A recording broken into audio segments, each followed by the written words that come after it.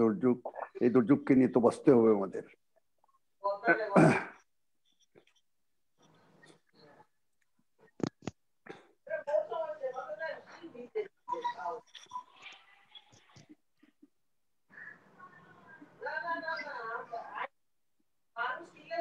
দুদু ভাই আসসালামু আলাইকুম, আমরা প্রোগ্রাম শুরু করতে যাচ্ছি। আমি সবাইকে মিউট করে দিচ্ছি, একটু আনমিউট কথা বলুন প্লিজ।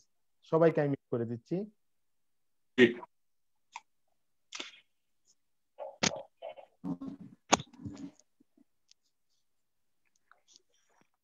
আমার গেছে কি লাইন গেছে কি না জি আছেন, আপনি স্যার আছেন, আমরা প্রোগ্রাম শুরু করতেছি। জি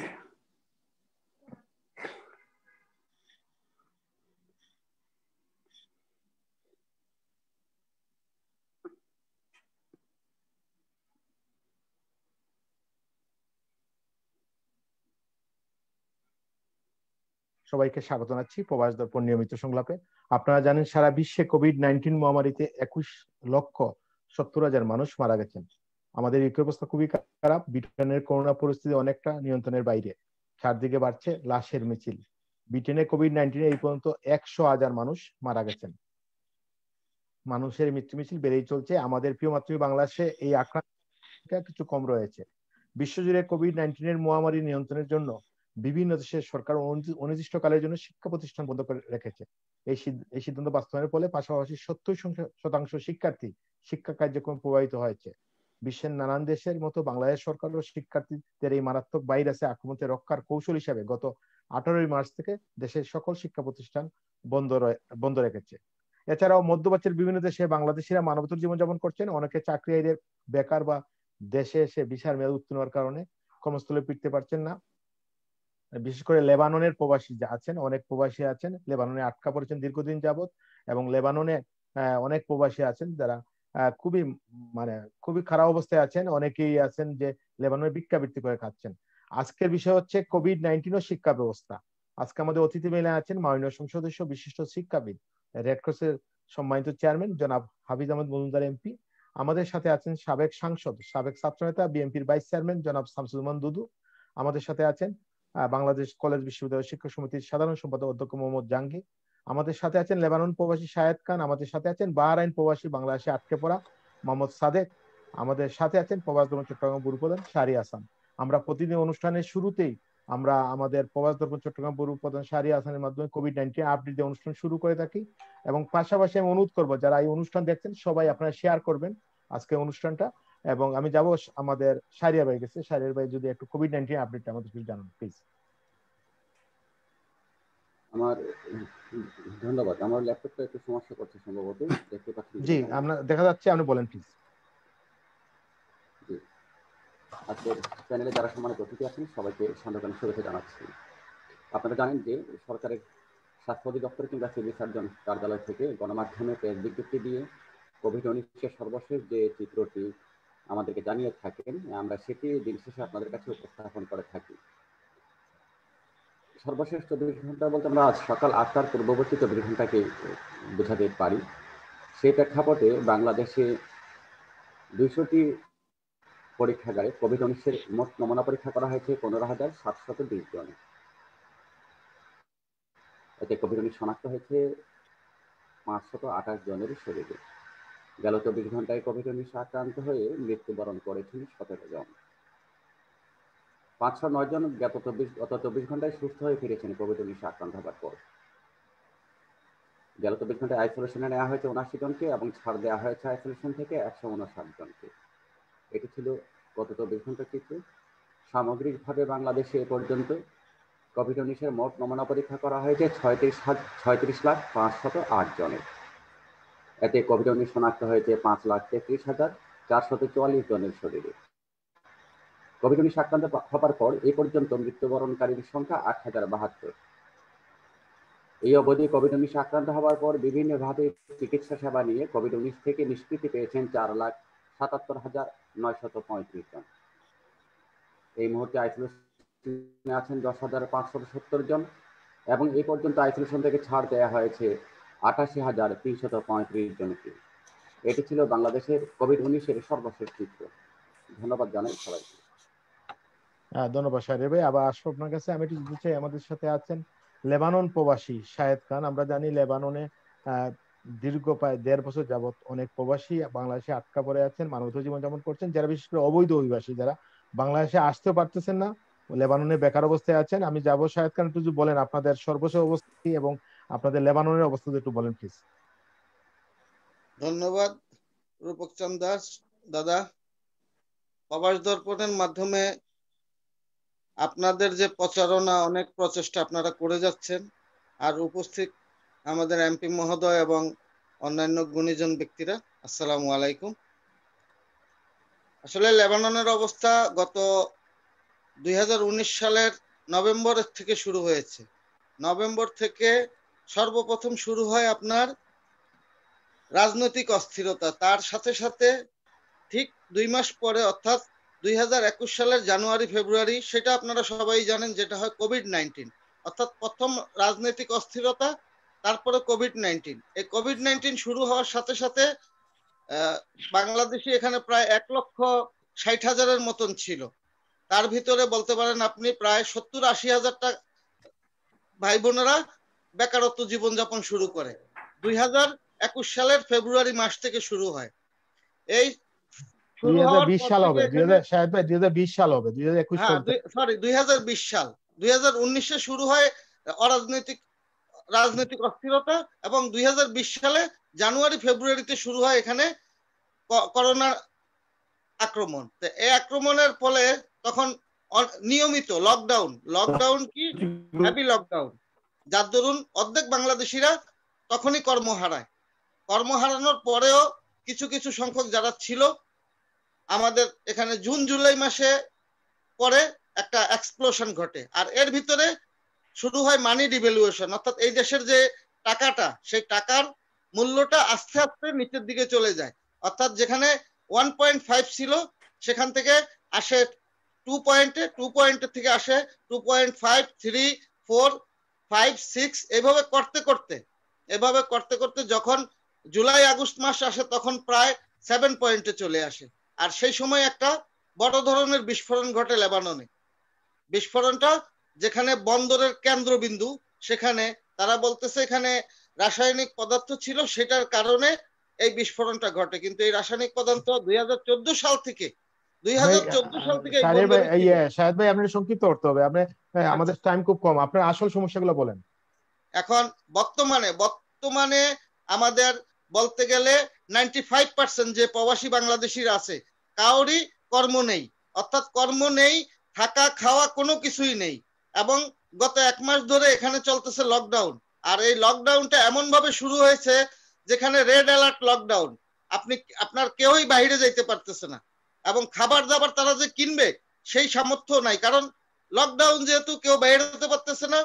এমতো অবস্থায় যদি আমাদের যারা অবৈধ বাংলাদেশিরা আছেন ওদের চিকিৎসাও হইতেছে না, কোনো কিছুই হইতেছে না। এবং অলরেডি আপনার বলতে গেলে 8 জন এই পর্যন্ত করোনায় মারা গেছে, আমি যেটুকু জানি 8 জন মারা গেছে, এবং সম্ভবত আরো কয়জন আছে সেটা আমরা জানি না, কারণ এখন লকডাউনের ভিতরে আমরা এমন অবস্থায় আছি, শুধু ঘরের ভিতরে বন্দি আছি, আর কিচ্ছু না। তাই এমতো অবস্থায় যদি যারা অবৈধ আছে দেশে যাইতে চাইতেছে, তাদের কাছে কোনো টাকা পয়সা নাই। এই পরিস্থিতিতে দূতাবাস থেকে যেটা বলা হয়েছে $400 করে দেওয়ার জন্য, যেখানে লেবাননের 1.5 থেকে 9.5 হয়ে গেছে এখন ডলারের দাম, এবং ব্ল্যাক মার্কেটে সেটা কিনতে হবে।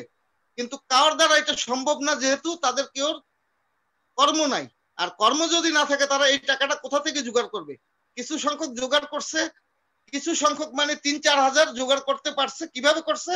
তারা দেশে যাওয়ার জন্য যে তাদের শখের জিনিস, মার জন্য একটা সোনার দুল, ভাইয়ের জন্য একটা ঘড়ি, কেউর জন্য ল্যাপটপ, কেউর জন্য মোবাইল, যে যেই ধরনের জিনিসগুলো কিনছিল শখ করে দেশে নিয়ে যাবে, তাদের আত্মীয় স্বজনদেরকে উপহার দিবে, সেই জিনিসটা এখানে বিক্রি করছে। তারা বিক্রি করে তাদের দেশে যাওয়ার টিকিটের টাকা জোগাড় করছে। কিন্তু গত 18ই সম্ভবত নভেম্বর মাসের, শাহরিয়া ভাই 18ই নভেম্বর সম্ভবত, 18ই ডিসেম্বর বাংলাদেশ থেকে, যেখানে প্রবাস মন্ত্রণালয় থেকে ঘোষণা দিছে সাংবাদিক সম্মেলনে সকল সাংবাদিকদের ডাইকে বলছে যে লেবানন প্রবাসী যারা অবৈধভাবে অর্থাৎ যারা আটকে আছে এবং প্রবাসের অন্যান্য মিডল ইস্টে যারা আছে, যারা দেশে আসতে চায় তাদেরকে সম্পূর্ণ বিনা খরচে দেশে নিবে। কিন্তু আজ পর্যন্ত সেটার কোনো সুরাহা আমরা পাই নাই। দূতাবাসে যখন প্রশ্ন করছি তারা বলছে আমাদেরকে এরকম কোনো নির্দেশনা দেয় নাই, এখন পর্যন্ত ওনারা এই নির্দেশনা পায় নাই। তাহলে কোন জায়গায় এই সমস্যাটা আছে এটা আপনারাই ভালো বলতে পারবেন। আর বর্তমানে যারা আছে তাদের জন্য যদি সম্ভব হয় অন্ততপক্ষে চিকিৎসা আর কিছু খাবারের ব্যবস্থা করেন, কারণ এটা যদি না হয় লেবাননে যারা আছে মনে হয় না বেশি দিন বাঁচতে পারবে। আমাকে দেখে হয়তো বলতে পারেন যে ওনাকে তো ভালোই দেখা যাইতেছে, আসলে সেটা না। আমি যেখানে আছি সেখানে আমার কর্মস্থলে আলহামদুলিল্লাহ এখনো আমি খেয়ে দিয়ে বাঁচার মতন আছে, অর্থাৎ কাউকে দেওয়ার মতন কিছু নাই, আমি খেয়ে দিয়ে বাঁচার মতন আছে। কারণ আমার মালিক আমার বেতনটা দিতেছে সেই 1.5 হিসাবে। অর্থাৎ বর্তমানে যদি মার্কেট করতে যাই আমি বলি হয়তো অনেকে ভাবতে পারে। আমার কথা শুনেন, আমি একটু বলতে চাচ্ছি যে লেবানন থেকে অনেক মেসেজ আসতেছে আমাদের কাছে, কারণ প্রবাস দর্পণ লেবানন নিয়ে প্রবাস দর্পণ প্রোগ্রাম করে, মধ্যপ্রাচ্য নিয়ে প্রোগ্রাম করে। এই যে আপনাদের করুণ অবস্থা আমরা তুলে ধরি, আমাদের লেবাননের বাংলাদেশ দূতাবাস লেবাননের বিভিন্ন মানুষদেরকে হুমকি দিচ্ছে, যারা কাজ করছে সেই সব কাজের যারা কফিল আছে কফিলদেরকে ফোন করে বলছে যে আপনার এই লোকটা নাকি আপনি ছুটিতে দেন না, আপনাকে বেতন দেন না। আমরা তো মূলত কথাগুলা বলি হচ্ছি লেবাননে যারা অবৈধ অভিবাসী আছে, যারা কাজ নেই দীর্ঘদিন যাবত, যারা অমানসিক জীবনযাপন করছে, এদের কথা বলে থাকি। কিন্তু লেবানন দূতাবাস আমার কাছে আজকে 5টা মেসেজ আসছে, বিভিন্ন মানুষজন যারা আমাদের অনুষ্ঠানে এসে কথা বলে তাদেরকে বিভিন্ন হুমকি দিচ্ছে। কেন এইসব কথা বলা হয়? আমরা আগামীকালকে বাংলাদেশের বিভিন্ন মিডিয়ার সাংবাদিকরা থাকবেন, মাননীয় সংসদ সদস্য থাকবেন, জনাব জাতীয় রিপ্রেজেন্টেটিভ ফখরুল ইমাম থাকবেন, এবং থাকবেন বিভিন্ন সাংবাদিকরা। আমরা আগামীকালকে এই বিষয়টা নিয়ে আমরা আরো কথা বলবো। এবং আমরা একটা বিষয় জানি না যে লেবানন দূতাবাস মানুষদের পাশে না দাঁড়িয়ে যে মানুষগুলা কষ্টের কথা বলে তাদের বিরুদ্ধে লাগছে, এই বিষয়টা আমি জানি না। আজকে আমাদের মাননীয় সংসদ সদস্য আছেন, এ বিষয়ে উনি কথা বলবেন। কারণ হচ্ছে কি, যারা আপনারা এখানে এসে কথা বলেন আপনারা সঠিক এবং বাস্তব কথাটা তুলে ধরেন। আপনি শাহেদ খান, আপনি একজন বৈধ অভিবাসী, আপনার ওই জায়গায় আপনার চাকরি আছে, আপনি বেতন পাচ্ছেন, আপনি বলতেছেন, কিন্তু আপনি কাদের কথা বলছেন? যাদের কাগজ নেই, অবৈধ অভিবাসী, দীর্ঘদিন যাবত মানবতা জীবন, তাদের কথা এগুলো বেশি বলতেছেন। জি বলেন শাহেদ ভাই। জি আমি তো এখানে যে ভাই বোনেরা আছে তাদের যে মানবতার জীবন, যেটা আমার নিজের প্র্যাকটিক্যাল, এখন আমি লকডাউনে বন্দি আছি বিদায় বলতে পারতেছি না, কিন্তু 1 মাস আগে যখন আমি জাস্ট নর্মাল অবস্থায় ছিলাম, বাইরে বের হতে পারতাম, অর্থাৎ সন্ধ্যা 6টার পরে কারফিউ ছিল, কিন্তু দিনের বেলা আপনি বের হতে পারবেন একটা নিয়ম কানুনের ভিতরে। সেই সময় আমাদের একটা জায়গা আছে যেখানে আমরা সব বাংলাদেশিরা যাওয়া আসা করি বাজার সদাই করার জন্য, সেখানে যথেষ্ট বাংলাদেশি পেয়েছি। আমি নিজে আমার এক বলতে পারেন 45 বছর বয়স বড় বোন সমতুল্য, ওনাকে দেখতেছি একটা ব্যাগ নিয়ে হাঁটতেছে, ব্যাগের ভিতরে কি এই দেশে যে 7 আপের কৌটা, এই দেশে বিয়ার খায় বিয়ারের কৌটা, অর্থাৎ টিনের কৌটা, বোতল, এগুলা উনি কুড়িয়ে যাচ্ছে। তা আমার থেকে এমন খারাপ লাগছে, আমার মনে হয় না, প্রথম আমি দেখে মনে হয় না আমার বাংলাদেশি, কিন্তু আমি ওনাকে ডাক দিছি, যখন বাংলায় বলছি আপা আপনি একটু এদিকে আসেন শুনেন, উনি আমার দিকে হা করে তাকাই আছে। উনি মানে মনে করছে কি যেন কি করবে না কি বলবো। বললাম যে আপনি ভয় পাইয়েন না, আপনি আসেন এখানে বসেন। আমি ওখানে একটা দোকানে বসাচ্ছিলাম, আমার পাশে দোকানে, তখন ওনাকে একটা চেয়ারে বসাইলাম, বসে বললাম যে আপনি যে এগুলা করতেছেন কারণটা কি বলেন, আপনার তো এই দেশে আসছেন, আমাদের একটা মান সম্মান আছে। বলে বাবা কি করব, ওনায় আমাকে সর্বপ্রথম বললো বাবা, তারপর বললো ভাই কি করব, করবার কিছু নাই, কোনো কাজ নাই, কোনো কিছু নাই, আমার যাওয়ার কোনো জায়গা নাই, আমার ঘর ভাড়া দিতে পারতেছি না, অন্ততপক্ষে এগুলো যদি প্রতিদিন আমি কুড়িয়ে নেই তাও আমার ঘর ভাড়াটা আর একবেলা মানে সারা দিনে একবেলা কিছু একটা খাইতে পারবো। তখন চোখের পানি ধরে রাখতে পারি নাই। তারপরে আমার সাথে কিছু খাবার দাবার করাইলাম আমার পক্ষ থেকে। আমার কাছেও এত টাকা নাই যে আমি দিতে পারবো, কিন্তু আমার পক্ষ থেকে কিছুটা আমি ওনাকে দিলাম যে আপনি অন্ততপক্ষে 2 দিন 3 দিন এটা দিয়ে চলেন। তা এরকম অনেক আছে, এরকম আরো অনেক আছে, আমি শুধু একজনের কথা বলছি, এরকম আমার সামনে অনেক পড়ছে। তা আমরা আকুল আবেদন করতেছি যে আমাদেরকে ভইরে ভইরে দেওয়ার দরকার নাই। এখন যেহেতু এখানে কাজ নাই, এখানে যেহেতু চলার কোনো অবস্থা নাই, আপনার 95% তাদের কোনো কাজ নাই, 5% এখনো কাজ করতেছে, যেমন আমি কাজ করতেছি, আমার জীবনটা চলতেছে, কিন্তু কাউকে সাহায্য করার মতন অবস্থা আমার আর নাই। আগে ছিল, এখন আর সেটাও নাই। কেন নাই? কারণ 1.5 এর যে বেতন সেটাই আমাদেরকে দিতেছে, তা ব্ল্যাক মার্কেটে চলতেছে 9.5। অর্থাৎ আমি আগে যে $500 বেতন পেতাম, $500 বর্তমান বাজারে 5×5 = অর্থাৎ 4.5 মিলিয়ন লেবানিজ লিরা আমার পাওয়ার কথা, কিন্তু আমি সেটা পাইতেছি না। আমি পাইতেছি কত? 7.5, 7.5, ওইটাই পাইতেছি, 7.5 লাখ লিরা। অর্থাৎ ওই আগের হিসাবেই তারা আমাদেরকে বেতন দিচ্ছে এবং বলতেছে যদি তোমার পছন্দ না হয়, তোমার যদি চলতে না পারো, তোমার যদি পছন্দ না হয়, তুমি চলে যাও। কিন্তু আমার নিজের একটা সমস্যা, আমার নিজের মজবুরি, সেই জন্য আমি থাকতে হইতেছে, কারণ আমার এখনো তার সাথে আরো টাইম থাকতে হবে, সেইভাবে আমার ধন্যবাদ তার শাহেদ ভাই, সাথে কথা ধন্যবাদ। বলা। আবার আসবো আপনার কাছে, আমি একটু যেতে চাই। আমরা আমাদের সাথে আছেন লেবানন প্রবাসী, লেবানন প্রবাসী যিনি, যারা বাংলাদেশে প্রায় 3000 প্রবাসী আটকা পড়ে আছেন এবং লেবানন প্রবাসীরা দীর্ঘদিন যাবত বিভিন্ন মন্ত্রণালয়ে স্মারকলিপি দিয়েছেন এবং মানববন্ধন করেছেন তাদের নিজ কর্মস্থলে ফেরার দাবিতে। মোহাম্মদ সাদেক, আপনি একটু আনমিউট করতে হবে। মোহাম্মদ সাদেক, যদি একটু আপনি বলেন প্লিজ আপনাদের সর্বশেষ অবস্থাটা। রূপম দাস, আমি ডিসকানেক্টেড হয়ে গেছিলাম। জি জি, আমি দেখছি, আমি লাকিলি আই এম ইন্টারনেটের কানেক্টেড। সমস্যা আছে। থ্যাংক ইউ আবার আসছেন। হ্যাঁ মোহাম্মদ সাদেক, আপনাদের সমস্যাটা একটু বলেন। এখন সংক্ষিপ্ত বলতে হবে, কারণ আমরা মূল আলোচনায় যাব। আমরা আজকের বিষয় হচ্ছে কোভিড-19 ও শিক্ষা ব্যবস্থা। জি, সংক্ষিপ্ত বলতে হবে। জি, আসসালামু আলাইকুম।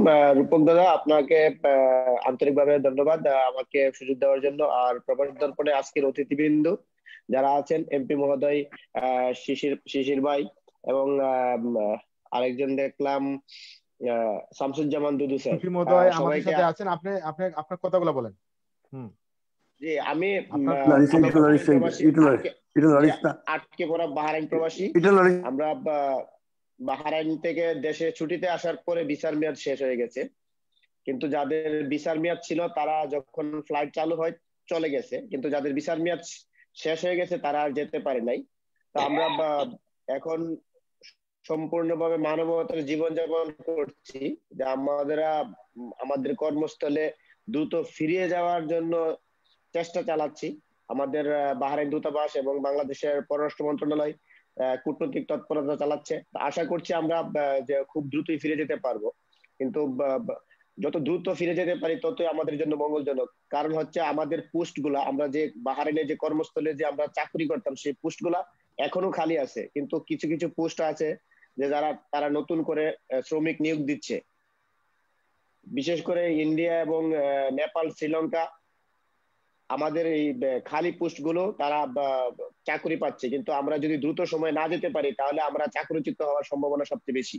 এবং বাংলাদেশে অনেকে আছে যারা খুবই খারাপ অবস্থার মধ্যে আছে, তাদের কাছে টাকা নাই, পয়সা নাই, তারা কারো কাছ থেকে ধার নিতে পারছে না। এই সমস্ত যে লোকজন আছে তাদেরকে দ্রুত ফিরিয়ে নেবার জন্য আমি আপনাদের মাধ্যমে, এখানে মাননীয় এমপি মহোদয় আছেন, ওনাকেও আন্তরিকভাবে রিকোয়েস্ট করব যে সংসদে যেন এই বিষয়টি নিয়ে আলাপ আলোচনা করা হয়। কারণ আমি গতকালকে দেখেছি যে আমাদের সাবেক স্বরাষ্ট্র উনি সংসদের কথাগুলো উত্থাপন করেছেন, কিন্তু আমরা এখনো আশ্বস্ত হতে পারি নাই আমরা কর্মস্থলে অতি দ্রুত ফিরে যেতে পারবো কিনা। আর প্রবাস দর্পণের মাধ্যমে প্রবাস দর্পণের সকল কর্মকর্তাকে আন্তরিকভাবে ধন্যবাদ জানাই, কারণ আপনাদের সার্বিক সহযোগিতা না পেলে আমরা হয়তো এত দূর পর্যন্ত আমাদের সমস্যাগুলো তুলে ধরতে পারতাম না। কারণ আপনাদের মাধ্যমে আমরা আমাদের এই সমস্যাগুলো তুলে ধরেছি এবং ইনশাল্লাহ আশা করছি যে আপনাদের মাধ্যমে যথাযথ কর্তৃপক্ষ এই দৃষ্টিকোণ দিয়েছেন এবং আমরা অতি দ্রুতই ফিরে যেতে পারবো। তো এখানে যেহেতু আজকে মাননীয় সংসদ সদস্য আছেন, ওনার কাছে অনুরোধ করব এই জিনিসগুলা আবার উত্থাপন করার জন্য। জি জি, ধন্যবাদ মোহাম্মদ সাদেক। আপনি আমাদের যে আজকের সংসদ সদস্য জনাব আছেন হাফিজ আহমেদ মজুমদার, আসলে স্যারের অনেক ছাত্র আছেন, বিভিন্ন সচিবালয়ের সচিব পর্যন্ত আছেন। উনি দীর্ঘ উনি আপনার সংসদ তুলতে হবে না, উনি যে একটা ফোন করে বলে দেন তাহলে আপনাদের অনেক সমস্যার সমাধান হয়ে যাবে। তো ধন্যবাদ আপনাকে। আমি একটু যাবো, আমরা আসলে যে বিষয় নিয়ে কথা বলতে চাই, কোভিড-19 শিক্ষা ব্যবস্থা নিয়ে কথা বলতে চাই। আমাদের সাথে আছেন কলেজ বিশ্ববিদ্যালয় শিক্ষক সমিতির সাধারণ সম্পাদক অধ্যক্ষ মোহাম্মদ জাহাঙ্গীর। জাহাঙ্গীর ভাই, আমরা আসলে মাঝে মধ্যেই আমরা শিক্ষা ব্যবস্থা নিয়ে আমরা প্রোগ্রাম করে থাকি। মূলত হচ্ছে যে এই কোভিড এর ফলে সবচেয়ে বেশি ক্ষতিগ্রস্ত স্বাস্থ্য ব্যবস্থা, এরপরই হচ্ছে শিক্ষা ব্যবস্থা। সারা বিশ্ব আজকে আপনার, বিশেষ করে আমি ইউকেতে আছি, ইউকের অবস্থা খুবই খারাপ। এখানে ছাত্রছাত্রীরা অনলাইনে ক্লাস করছে, আমার মেয়েরাও এখানে অনলাইনে ক্লাস করছে। তো যে জিনিসটা হচ্ছে যে বাংলাদেশে আমরা দেখি যে দীর্ঘদিন যাবৎ বাংলাদেশে আপনার শিক্ষা প্রতিষ্ঠানগুলো বন্ধ রয়েছে। এর মধ্যে এইচএসসি পরীক্ষার রেজাল্ট হয়তো গতকালকে সংসদে ফাঁস হয়েছে, রেজাল্ট হয়তো কিছুদিনের মধ্যে আমরা পেয়ে যেতে পারি। এবং আমরা জানি যে শিক্ষা প্রতিষ্ঠানগুলা এমপিভুক্ত না, বা কিন্ডার গার্ডেন বা ছোট ছোট শিক্ষা প্রতিষ্ঠান আছে, অনেক শিক্ষা প্রতিষ্ঠানে কিন্তু এই কোভিড এর কারণে অস্তিত্ব বিলীন হয়ে গেছে। তো এই যে অনেক ছাত্রছাত্রী যে তাদের শিক্ষা জীবন থেকে, একদিকে শিক্ষা জীবন থেকে তাদের 1 বছরের উপর চলে গেল, সাথে সাথে যে দেশের শিশুরা তাদের শিক্ষা প্রতিষ্ঠানে গিয়ে আর পাবে না। এছাড়াও রয়েছে যে আমরা জানি শিক্ষকরা নানান সমস্যায় রয়েছে, যারা বেসরকারি প্রতিষ্ঠানে চাকরি করেন, তারাও মানবতার জীবনযাপন করছেন। কি বলবেন জাহাঙ্গীর ভাই? সম্মানিত সঞ্চালক রূপচাঁদ দাস রূপক, মাননীয় সংসদ সদস্য হাফিজ আহমেদ মজুমদার, শামসুজ্জামান দুদু ভাই, শাহরিয়ার সাংবাদিক এবং আমাদের লেবানন এবং বাহরাইনের থেকে যুক্ত যারা হয়েছেন, তাদের সকলকে আমি শুভেচ্ছা জানাচ্ছি। আসলে শিক্ষা এখন যেটা মূলত বিষয়, শিক্ষার পুনর্বাসন বা শিক্ষার কাজটা, এটা অত্যন্ত গুরুত্বপূর্ণ হয়ে দাঁড়িয়েছে। আমরা গত মে মাস থেকেই কিন্তু এই বিষয়টা নিয়ে বলতেছিলাম যে এই সংক্রান্ত বিষয়ে একটা ক্রাশ প্রোগ্রাম দরকার। আমি প্রথমে বলে রাখতে চাই, আমাদের দেশের মোট জনগোষ্ঠীর প্রায় 1/3 হচ্ছে শিক্ষার সাথে জড়িত বা শিক্ষার সাথে সংশ্লিষ্ট। শিক্ষার্থী আছে 1/3, তাদের মা বাবা সব যদি ধরা হয় তাহলে বিরাট একটা জনগোষ্ঠী শিক্ষার সাথে আছে। শিক্ষা প্রতিষ্ঠান বন্ধ গত 17 মার্চ থেকে আকস্মিকভাবে বন্ধ হয়েছে করোনার কারণে, বন্ধ করা আছে। কিন্তু আমরা বারবার বলে আসতেছিলাম এটার জন্য একটা ক্লাস প্রোগ্রাম দরকার। আপনারা লক্ষ্য করবেন, এই যে এইচএসসি পরীক্ষার ফলটা ঘোষণার জন্য সমস্ত প্রস্তুতি শেষ হয়েছে, কিন্তু এটা ঘোষণা করা হয়েছিল অক্টোবর মাসের 7 তারিখ। অক্টোবর, নভেম্বর, ডিসেম্বর, জানুয়ারি, 4 মাস লেগে গেল। আমরা আসলে এগুলো লেগে যাওয়ার মূল কারণটা হচ্ছে আমরা আগে থেকে চিন্তা করে সিদ্ধান্তগুলো গ্রহণ করছিলাম।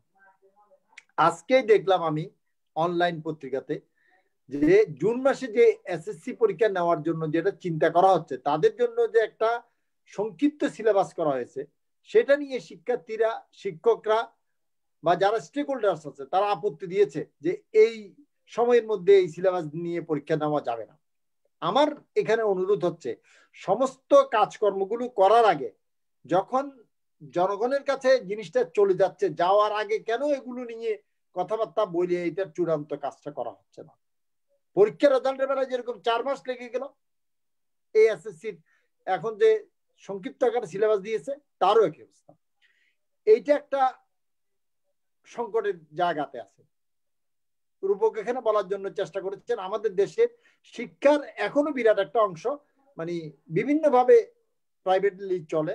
তার মধ্যে কিন্ডার গার্ডেন আমাদের দেশে প্রচলিত ভাবে একটা আছে, গ্রামে গঞ্জেও এই প্রতিষ্ঠানগুলো আছে, এবং এগুলোর অধিকাংশই কিন্তু বন্ধ হয়ে গেছে। এখন সামনে ফেব্রুয়ারি মাসে আশা করা যাচ্ছে যে ফেব্রুয়ারি মাসে হয়তো শিক্ষা প্রতিষ্ঠান খুলবে। খুললেও এই প্রতিষ্ঠানগুলোর অধিকাংশ আর খুলবে না। এই প্রতিষ্ঠানগুলোতে যেসব শিক্ষার্থীরা পড়তো, তারা যখন শিক্ষা স্বাভাবিক ভাবে চালু হবে, তারা তার প্রতিষ্ঠানটা আর খুঁজে পাবে না। এটা খুবই বেদনাদায়ক একটা ঘটনা ঘটবে, কিন্তু শিক্ষার্থীরা এখনো বুঝতে পারছে না, অভিভাবকরা এটা জানে না।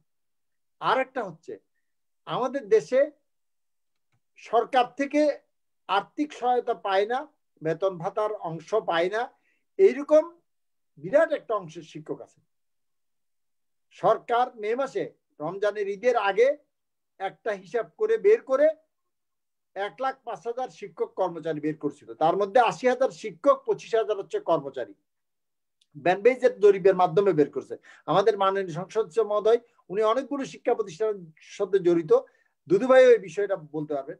এই 1,00,000 5,000-এর মধ্যে শিক্ষক যারা তাদেরকে মাত্র 5,000 টাকা করে প্রণোদনা দেওয়া হয়েছে এবং কর্মচারীদেরকে দেওয়া হয়েছে 18,000 টাকা করে। আজকে 11 মাসে যদি হয় শিক্ষকদের জন্য তাহলে মাসিক বরাদ্দ হয়েছে মাত্র 400 টাকা আর কর্মচারীদের জন্য 200 টাকা। তাহলে এইরকম একটা মানবেতর জীবন যাপন করে অনেক শিক্ষক আছেন যারা তাদের পেশা পরিবর্তন করে অন্য জায়গায় চলে গেছেন, ঠেলা গাড়ি চালাচ্ছেন, ফেরিওয়ালার কাজ করছেন বা অপরাপর কিছু করছেন। এইরকম একটা সংকটের ভিতর দিয়ে কিন্তু আমাদের শিক্ষাটা যাচ্ছে। শিক্ষার বেলায় এখনো বলবো, আমাদের মাননীয় সংসদ সদস্য মহোদয়কে অনুরোধ করব, আমার মনে হয় শিক্ষা সংক্রান্ত বিষয়ে একটা ঘোষণা আসার আগেই এটা নিয়ে পরিকল্পিতভাবে হোমওয়ার্ক করে কাজটা করার প্রয়োজনীয়তা আছে। কিছুটা বারবার বলা সত্ত্বেও দেখা যাচ্ছে এসএসসি এবং এইচএসসি সংক্রান্ত বিষয়ে একটা ঘোষণা আসছে, যখন শিক্ষা প্রতিষ্ঠান প্রথম খুলবে এসএসসি দেরকে প্রথম এসএসসি যারা পরীক্ষার্থী তাদের জন্য একটা ব্যবস্থা রাখবে এবং এইচএসসি যারা পরীক্ষার্থী তাদের জন্য একটা ব্যবস্থা রাখবে। এইটা একটা সম্ভাবনা, একটা পরিকল্পিত সিদ্ধান্তের জায়গায় যাচ্ছে। কিন্তু অপরাপর জায়গাগুলোর কিভাবে ক্লাস হবে সেখানে বলা হচ্ছে সপ্তাহে একদিন অন্যান্য শিক্ষার্থীরা যাবে, একদিন যাওয়ার পরবর্তী পজিশনে একদিন দিয়ে কিরকম এটা কাজটা করা যাবে সেটা নিয়ে আসলে কোনো ধরনের হোমওয়ার্ক হয়েছে কিনা বা কাজ হচ্ছে কিনা বা স্টেক হোল্ডার যারা আছে তাদের সাথে কাজ করছেন কিনা আমরা কোনো জায়গায় কিন্তু এটা লক্ষ্য করছি না। এই জিনিসগুলো যদি না করা হয় তাহলে কিন্তু শিক্ষার প্রভাবটা থেকে যাবে। এই যে শিক্ষার্থীরা এখন যারা 10ম শ্রেণী পর্যন্ত পড়ছে বা উচ্চ মাধ্যমিক পর্যন্ত পড়ছে তাদের কাছে এই যে শিক্ষা তারা কম নিয়ে উপরে যাচ্ছে, তাদের এই ঘাটতি, এমনি আমরা গুণগত শিক্ষা নিয়ে সমস্যার মধ্যে ছিলাম। এসডিজি যেটা 2015 সালে গৃহীত হয়েছে সেটা নিয়ে আমরা কিভাবে বাস্তবায়ন করবো এটা নিয়ে আমাদের মধ্যে একটা শিক্ষার গুণ নিয়ে বারবার প্রশ্ন ছিল। কিন্তু আরো বড় ক্রাইসিসে শুধু আমরা পড়ি নাই, সারা দুনিয়া ব্যাপী পড়েছে, এটা ঠিক আছে, কিন্তু সারা দুনিয়া ব্যাপী পড়লে আমরা অন্যান্য সেক্টরে যেভাবে এটা কাটায় ওঠার জন্য চেষ্টা করছি এই সেক্টরেও কিন্তু আমাদেরকে ভাবতে হবে। কারণ এই যে হিসাব করা হচ্ছে 18 বছরের নিচে যারা, তাদের অধিকাংশই কিন্তু শিক্ষার্থী যাদেরকে টিকা দেওয়া বা অপরাপর বাইরে রাখা হচ্ছে 7 কোটির মতো লোক মানুষ, তার মধ্যে 5 কোটির উপরে হচ্ছে শিক্ষার্থী। বিবেচনা করতে পারেন এই জনগোষ্ঠী যদি যথাযথ শিক্ষা না পেয়ে তারা সামনের দিকে যায় তাদের অবস্থাটা কি হবে। এবং এটা পূরণ করতে, এই ঘাটতিটা পূরণ করতে কমপক্ষে 8-10 বছর সময় লেগে যাবে। তাই আমি মনে করি এই শিক্ষার এই জায়গাটা পূরণ করার জন্য এখনই ভালোভাবে ক্রাশ প্রোগ্রাম নিয়ে কাজটা করা দরকার। কতগুলো সার্কুলার দিয়ে বা হঠাৎ হঠাৎ কতগুলো সিদ্ধান্তের কথা ঘোষণা করে কাজ করতে গেলে কিন্তু এই সমস্যাগুলো বিরাজ থাকবে। আমরা কিন্তু এই সমস্যাটা কিন্তু বারবার অনুধাবন করতেছি। আমি এখানে একটা জিনিস বলে রাখতে চাই, আমাদের দেশে কিন্তু সব ধরনের শিল্প কলকারখানা, অফিস আদালত, গণপরিবহন প্রায় পুরোপুরি চালু হয়ে গেছে, কিন্তু আমাদের শিক্ষা ব্যবস্থা, শিক্ষা প্রতিষ্ঠান খুলে দেওয়ার জন্য হাইকোর্টে পর্যন্ত অনেককে কেস করতেছে। আমরা সেটা মনে করি না যে কি সেটা দরকার আছে, কিন্তু এই জিনিসটা নিয়ে আরো গভীরভাবে ভাবনার দরকার, চিন্তার দরকার। আমাদের সমস্ত জীবন যেমন স্বাভাবিকভাবে করার জন্য চেষ্টা হচ্ছে, যেমন তার মধ্যে আজকে একটা ঐতিহাসিক ঘটনা, আমাদের পৃথিবীর বহু উন্নত জায়গায় দেশেও ভ্যাকসিনটা হয়তো আজকে দিতে পারে নাই, আমাদের দেশে ভ্যাকসিন দেওয়া শুরু হয়েছে, প্রথম পর্যায়ে কাজটা শুরু হয়েছে। এটা আমরা ভালো দিক এটা দেখছি, কিন্তু শিক্ষার প্রভাবটা কিন্তু পড়বে, আমাদের এমপি মহোদয় আছেন উনি ভালো করে বুঝবেন, শিক্ষার প্রভাবটা পড়বে কিন্তু পরবর্তী 5 বা 10 বছর 15 বছর পরে গিয়ে এই শিক্ষার্থীদের মাঝে, এটা কিন্তু শিক্ষার্থীদের কারণে সমাজে এটা পড়বে। এটা যদি এখন থেকে যদি আমরা এটার জন্য ভালোভাবে ব্যবস্থাটা নিয়ে যদি আমরা গ্রহণ না করি তাহলে এই সংকটটা কিন্তু আমরা থেকে যাবে। এই যে আজকে গতকাল দেখলাম ঢাকা বিশ্ববিদ্যালয় মাস্টার্স এবং অনার্সের পরীক্ষার জন্য তারা আরো 2 মাস আগে চিন্তা করেছে, ছাত্রছাত্রীরা দাবি করতেছিল হল খোলার জন্য, ছাত্রছাত্রীরা তখন বলছে যারা পরীক্ষা দেবে শুধু তাদেরকে ঢুকার ব্যবস্থা করে করা যাবে। 2 মাস লেগে গেল ওনাদের এই সিদ্ধান্তটা নিতে। এই 2 মাসের কারণে যে ক্ষতিটা হয়ে গেল সেই ক্ষতিটা পূরণ করবে কে? তাহলে আমরা আগে থেকে এগুলো নিয়ে চিন্তা করছি না বা আমাদের হোমওয়ার্ক হচ্ছে না, বা আমরা যারা এই কাজের সাথে সংশ্লিষ্ট তাদেরকে নিয়ে কোনো ধরনের কাজই হচ্ছে বলে আমার মনে হচ্ছে না। আমি ব্যক্তিগতভাবে মনে করি শিক্ষার সাথে সংশ্লিষ্ট যারা আছেন, শিক্ষক সংগঠন করেন অথবা শিক্ষা প্রতিষ্ঠান প্রধানরা যারা আছেন বা শিক্ষার সাথে যারা গবেষণা কাজ করেন, তাদেরকে নিয়ে এই কাজকর্মগুলো করা দরকার। এখানে একটা জিনিস বলে রাখতে চাই, আমাদের দেশে এখন শিক্ষার ক্ষেত্রে, আমি 1 মিনিটে শেষ করবো আর সবাই বেশি নষ্ট করবো না, শিক্ষার সাথে সংশ্লিষ্টর জন্য সংসদ টেলিভিশন চালু করেছে, অনলাইনে ক্লাস হচ্ছে এবং মাল্টিমিডিয়া সিস্টেমে ক্লাস দেওয়ার জন্য চেষ্টা করা হচ্ছে। কিন্তু এইটার মধ্যেও দেখা গেছে কোন কোন পরিসংখ্যানে বলতেছে 20%কে এই কার্যক্রমের অন্তর্ভুক্ত করা গেছে, আর কোন কোন পরিসংখ্যান বলতেছে যে 30%কে এটা অন্তর্ভুক্ত করা গেছে। 70 থেকে 80% শিক্ষার্থী এই ধরনের কোন পাঠক কার্যক্রমের সাথেই যুক্ত থাকতে পারে নাই। তাইলে আগামী ফেব্রুয়ারি মাসের মাঝামাঝি পর্যায়ে যখন প্রতিষ্ঠান খুলবে 1 বছর পরে, এই শিক্ষার্থীদের অবস্থানটা কোথায় দাঁড়াবে, তাদের জন্য কি হলো অবস্থানটা, সেই জিনিসটা কিন্তু আমাদেরকে বিবেচনায় রাখতে হবে। এবং আমাদের দেশে বিরাট সংখ্যক আমরা বিভিন্ন জায়গায় দেখতেছি যে প্রায় 30% মতো শিক্ষার্থী কিন্তু ঝরে পড়ে যেতে পারে। তার মধ্যে একটা বড় অংশ ঝরে যাচ্ছে, বিশেষ করে মেয়েরা, তাদের বাল্য বিয়ে বা বিয়ের কারণে তারা ঝরে গেছে। এইটা একটা বড় সংকট আছে। আরেকটা হচ্ছে প্রতিষ্ঠান পাবে না, আরেকটা হচ্ছে যে কি অর্থনৈতিক সংকটের কারণে সে আর তার জায়গায় ফেরত যেতে পারবে না। এই জায়গা বিষয়গুলোকে বিবেচনা রেখে যদি পরিকল্পনা নিয়ে অগ্রসর ঠিকভাবে না হওয়া হয়, তাহলে কিন্তু আমাদের জাতি হিসেবে কিন্তু আমরা আরো একটা বিপর্যয়ের মধ্যে পড়বো শিক্ষা নিয়ে। সকল আবার আসবো আপনার কাছে, আমরা জানবো সমাধানের আপনার কি কি পরামর্শ রয়েছে। আমি একটু যেতে চাই, আমাদের সাথে আছেন সাবেক সাংসদ, বিএনপির কেন্দ্রীয় কমিটির ভাইস চেয়ারম্যান এবং যিনি মানে ছাত্র আন্দোলন করেছেন, জাতীয় ছাত্র দলের কেন্দ্রীয় কমিটির সভাপতি ছিলেন, জনাব শামসুমান দুদু ভাই। দুদু ভাই, আপনাকে স্বাগত জানাচ্ছি। একটু আনমিট করতে হবে দুদু ভাই। আমরা দেখি, আমরা প্রতিনিয়ত প্রবাসীদের নিয়ে কথা বলি, আপনিও কথা বলেন। আজকে আপনি বিশেষ করে লেবানন এবং বাহরাইনের প্রবাসীদের কথা শুনলেন, একই সাথে শিক্ষা ব্যবস্থার সংকট, বিশেষ করে কোভিড এর কারণে, এই ব্যাপারে কি বলবেন? জি, আপনাকে ধন্যবাদ। আর আজকে রূপক সাহেব এই আমাদের এই অনুষ্ঠানে যারা এসেছেন, জনাব হাফিজুর আহমেদ মজুমদার সাহেব, আর একটু আগে অত্যন্ত গঠনমূলক ভাবে যিনি শিক্ষকদের নেতা মোহাম্মদ জাহাঙ্গীর সাহেব, শাহরের হাসান সাহেব, শাহিদ খান এবং মোহাম্মদ সাদিক, এবং যারা সংশ্লিষ্ট আছেন এই অনুষ্ঠানে, এবং দর্শক যারা আমাদের এই অনুষ্ঠান দেখছেন শুনছেন, সকলকে আমি শুভেচ্ছা, অভিনন্দন এবং ধন্যবাদ জানাচ্ছি। আমি যেটা মনে করি যে একটা সরকার, সেটি যদি গণতান্ত্রিক পদ্ধতিতে পরিচালিত হয় তাহলে তার ভূমিকাটা একরকম হয়। সেখানে জবাবদিহিতা থাকে, আইনের শাসন থাকে এবং দায়িত্ব কাঁধে নেওয়ার একটা ব্যাপার থাকে। কিন্তু সরকারের চরিত্র যদি কর্তৃত্ব পরায়ণ হয়, অগণতান্ত্রিক হয়, স্বৈরতান্ত্রিক হয়, তাহলে সেখানে জবাবদিহিতা থাকে না। এবং কারণ তার তো ভোটের প্রয়োজন হয় না, সে তো নিশ্চিতভাবে জানে যে মানুষের পক্ষে গেল অথবা না গেল সে তো ক্ষমতায় থাকবে। তো সেই জন্যে সরকারের সেই জায়গায় ভূমিকাগুলো বিতর্কিত হয় এবং গণবিরোধী হয়। শুধু আমার দেশে না, সারা পৃথিবী ব্যাপী এই শাসন পদ্ধতির প্রক্রিয়ার উপরে এই বিষয়গুলো অনেকটা নির্ভর করে। তো আজকে লেবানন প্রসঙ্গে যারা কথা বলেছেন, আমি সম্ভবত বেশ দু একটি অনুষ্ঠানে আমাকে আমন্ত্রণ আপনারা জানিয়েছেন। আমি লেবানন, বাহরাইন অথবা প্রবাসী যারা রেভিনেন্ট যোদ্ধা বলে যাদেরকে আমরা শ্রদ্ধা করি, যাদেরকে আমরা মনে করি আমাদের দেশের অর্থনীতির চাকাকে একটা বড়ভাবে তারা সহায়তা দিয়ে থাকেন, তাদের স্বার্থ আমরা, তাদের জীবন মরণের বিষয়টি, তাদের লজ্জা কষ্টকে আমরা কিভাবে দেখছি। এর আগেও লেবাননের ভয়ঙ্কর যে ডাস্টবিনের খাবার খাওয়া, আজকে যিনি কিছুক্ষণ আগে বললেন, আমার কাছে শাহিদ খানের কথাগুলো নতুন কিছু মনে হলো না, কারণ আমি এর আগে এই প্রসঙ্গগুলো শুনেছি।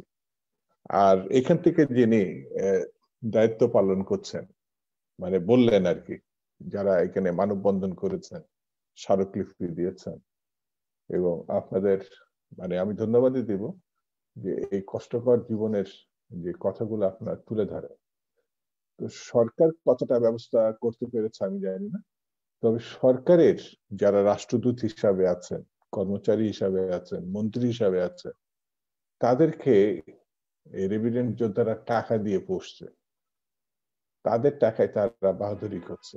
এটা হচ্ছে আমাদের জন্য লজ্জার ব্যাপার, আমরা যারা দেশে আছি, দেশের মানুষের জন্য। আমি পূর্ণবার সরকারের দৃষ্টি আকর্ষণ করে এবং তথাকথিত এমপি বলে যারা দাবিদার, যারা আসলে ভোটে এমপি না, এরা মধ্যরাত্রে সাজানো গুজানো এমপি, আমি তাদেরকে এমপি গুলো মনে করি না, জাতির পরিহাস করে চলে। তারপরেও তার যদি নৈতিক কোনো মানসিকতা থাকে, তাহলে এই বিদেশে যারা আছেন এদের জন্য একটু হলো তাদের মনটা যাতে কাঁদে। একটু হলে এই কারণে বললাম, কারণ এদের মন কাঁদবে না। বাংলাদেশে ভোট অধিকার কেড়ে নেওয়ার পরে এদের মন কাঁদে নাই। ৭১ মুক্তিযুদ্ধকে এরা অপমান করেছে, সেই জন্য তারপরেও যারা দখলদার তাদের কাছে আমি এই দৃষ্টি আকর্ষণটা করব। আর আমি মোহাম্মদ জাহাঙ্গীর সাহেবকে ধন্যবাদ জানাবো যে তিনি তার মতো করে শিক্ষা ব্যবস্থার যে সমস্যা, সেই সমস্যাগুলো উনি তুলে ধরেছেন এবং এটা সত্য। আমার কাছে মনে আছে তিনি যেগুলো বলেছেন সত্য। আমি একটু আগে বলেছি যে যদি গণতান্ত্রিক হয় মানে সরকারি চরিত্র, তাহলে জবাবদিহিতা থাকে, সেখানে ত্রুটি বিচ্যুত গুলো আলোচনা করলে সরকার সিরিয়াসলি নেয়, সেগুলো নিয়ে আলোচনা হয়। শিক্ষার সঙ্গে শুধু মন্ত্রী বা মন্ত্রণালয় যুক্ত না তো, শিক্ষার বড় ঘটনাটি হচ্ছে শিক্ষার্থী এবং শিক্ষক। শিক্ষক এবং শিক্ষার্থীদের সঙ্গে কোনো আলোচনা ছাড়া তাদের স্বার্থ সংরক্ষণ হবে কি করে? কোনো সম্ভাবনা নেই। তা আমার এই পর্যন্ত জানা নেই যে এই সরকার কোন শিক্ষকদের প্রতিষ্ঠানের সঙ্গে আলোচনা করেছেন শিক্ষা বর্তমান সংকট নিয়ে আলোচনা, সমস্যা নিয়ে। আমার জানা নেই কোন মানে ছাত্র সংগঠন প্রতিনিধিদেরকে তারা আহ্বান করেছেন, এটা আমার জানা নেই। এই যে একটুখানি আগে যে কিন্ডার গার্ডেন গুলো অথবা বেসরকারি প্রাথমিক অথবা হাই স্কুল অথবা বিশ্ববিদ্যালয়ের যেসব সংগঠন আছে তাদের সঙ্গে আলোচনা করেছে। 30% না, আমাদের শিক্ষা ব্যবস্থার বড় সেকশনটা হুমকির মুখে। এই যে বাল্যবিবাহ, এই যে ছোট ছোট মেয়েগুলো যারা তাদের শিক্ষকদের কাছে এসে তাদের সমস্যাগুলো বলতে পারতো, আশ্রয় পেত, এখন আমাদের যে অর্থনৈতিক কাঠামো তার বড় সেকশনটা ঝরে যাবে। এই বাপ মা গুলো তারা খেতে পাচ্ছে না। সরকার তো মানে এটা আমাকে বলতে হচ্ছে যে ব্যবসায়ীদের যে সহায়তা তারা করেছেন, একটা শিক্ষক শিক্ষার্থী এটা না, এর পাশে যে কর্মচারী এর সংখ্যা তো কম না, এটা দারোয়ান পিয়ন, আপনি তারা না খেয়ে আছে। মধ্যবিত্ত শ্রেণীর মধ্যে পড়ে তো এরা, আর মধ্যবিত্ত কখনো হাত পাততে পারে না, তারা না খেয়ে থাকে। তা আমার এই 30% না, আমার এই শিক্ষা ব্যবস্থা তছনছ হয়ে যাবে। শিক্ষা ব্যবস্থা তছনছ হয়ে গেলে এটা সহসাই উঠে দাঁড়াতে পারবে, এটা অটো পাস তো কোনো বিষয় না।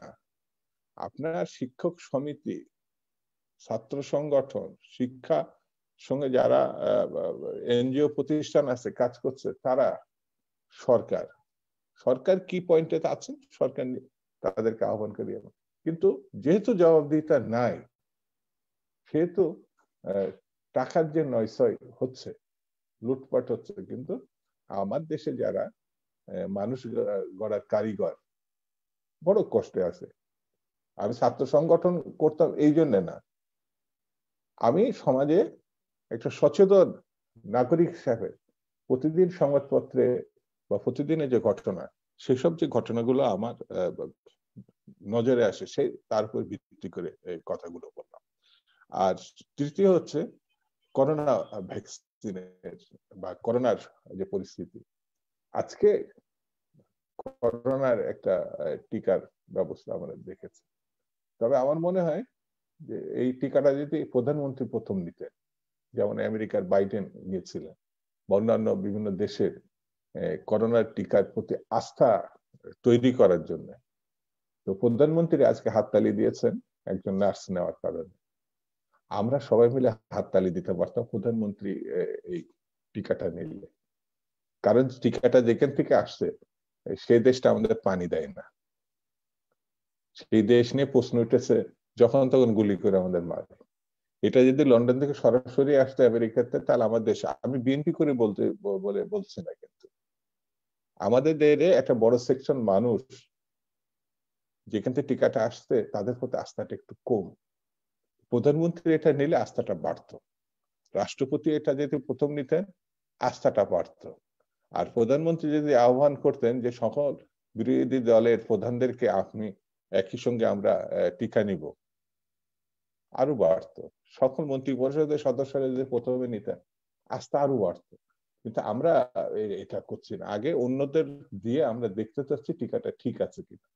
আমাদের দেশের মানুষ কিন্তু খুব সচেতন বলে 70-তে নৌকা মার্কায় সবাই ভোট দিয়েছিল। রিক্সা চালক, কুলি, মজুর, তারা কিন্তু ভোট নেওয়ার সময় তারা মানুষের পক্ষে, কিন্তু ভোট হয়ে গেলে পরে আমাদের দেশের আর কোনো খবর থাকে না। যাই হোক, আমি বেশি আর বলবো না, আমাদের অন্য অতিথিরা আছেন তারা বলবেন। শুধু এতটুকু বলি যে আমরা এক ধরনের আস্থাহীনতার মধ্যে চলি এই কারণে যে আমাদের দেশে গণতন্ত্রটা প্রাতিষ্ঠানিক রূপ পায়নি। এই রূপ না পাওয়ার কারণে যে সংকটটা। আর আরেকটা অনুরোধ করবো, আমি আরেকটা অনুষ্ঠানে যাব, যেহেতু আমাকে একটু 10টার মধ্যে যদি ছেড়ে দেওয়া সম্ভব হয় তাহলে আমার জন্য খুব আজকে ভালো।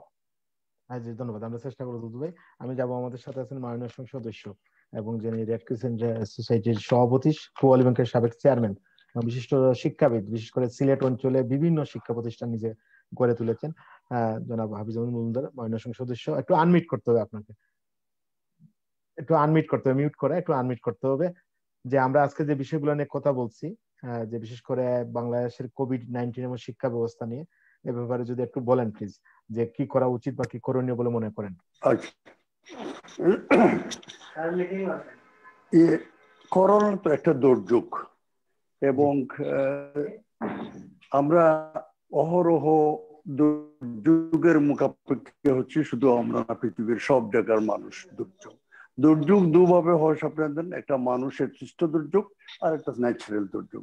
যাই হোক, সব দুর্যোগকে মানুষ দুর্যোগ আসলে সেই দুর্যোগকে সমাধান করে পজিটিভ ওয়েতে দেখে তাকে যত তাড়াতাড়ি সমাধান করতে পারি তো তার আমাদের মঙ্গল। দুর্যোগ আমরা ঠেকাই রাখতে পারবো না। বন্যা আসলো, বন্যাকে ঠেকাতে পারবো না, সাইক্লোন আসলো ঠেকাতে পারবো না, কিন্তু এটাকে কি করে সহন করে মানুষের কষ্ট লাঘব করা যায় তার চেষ্টা করতে হবে। করোনাও তাই, এটা বিরাট দুর্যোগ। এটা দুর্যোগ অনেক সময় একটা দুর্যোগ হয়। এটা করোনা এমন একটা দুর্যোগ, সমস্ত এটাকে ফেস করছে বিভিন্ন ভাবে, আমাদেরকে ফেস করে নিতে হবে। এবং আমরা একা বাংলাদেশে নিজে চিন্তা করে সবকিছু করে নিজে একা কিছু করতে পারবো। এই করোনার ভয়াবহ যে সমস্যাগুলো আছে, শোনা যাচ্ছে? জি শোনা যাচ্ছে। কোথায় শোনা যাচ্ছে নাকি? আমি ডিসকানেক্ট হলাম না, আপনি শোনা যাচ্ছে, বাট আপনার ক্যামেরাটা দেখা যাচ্ছে, ক্যামেরাটা শোনা যাচ্ছে। জি বলেন প্লিজ। হ্যাঁ, ক্যামেরা। আচ্ছা, যাই হোক, এই যে দুর্যোগটা, এই করোনার যে দুর্যোগটা মোকাবেলা শুধু বাংলাদেশের মতো দেশ করছে তা নয়, একেবারে উন্নত বিশ্বে যারা একবারে সব দিকে অর্থনৈতিক ভাবে, শিক্ষাগত দুর্যোগ যে সমস্ত দেশ, তারা ওইটা মোকাবেলা করে যাচ্ছে। এবং আমাদের যে যোগাযোগ ব্যবস্থা কিভাবে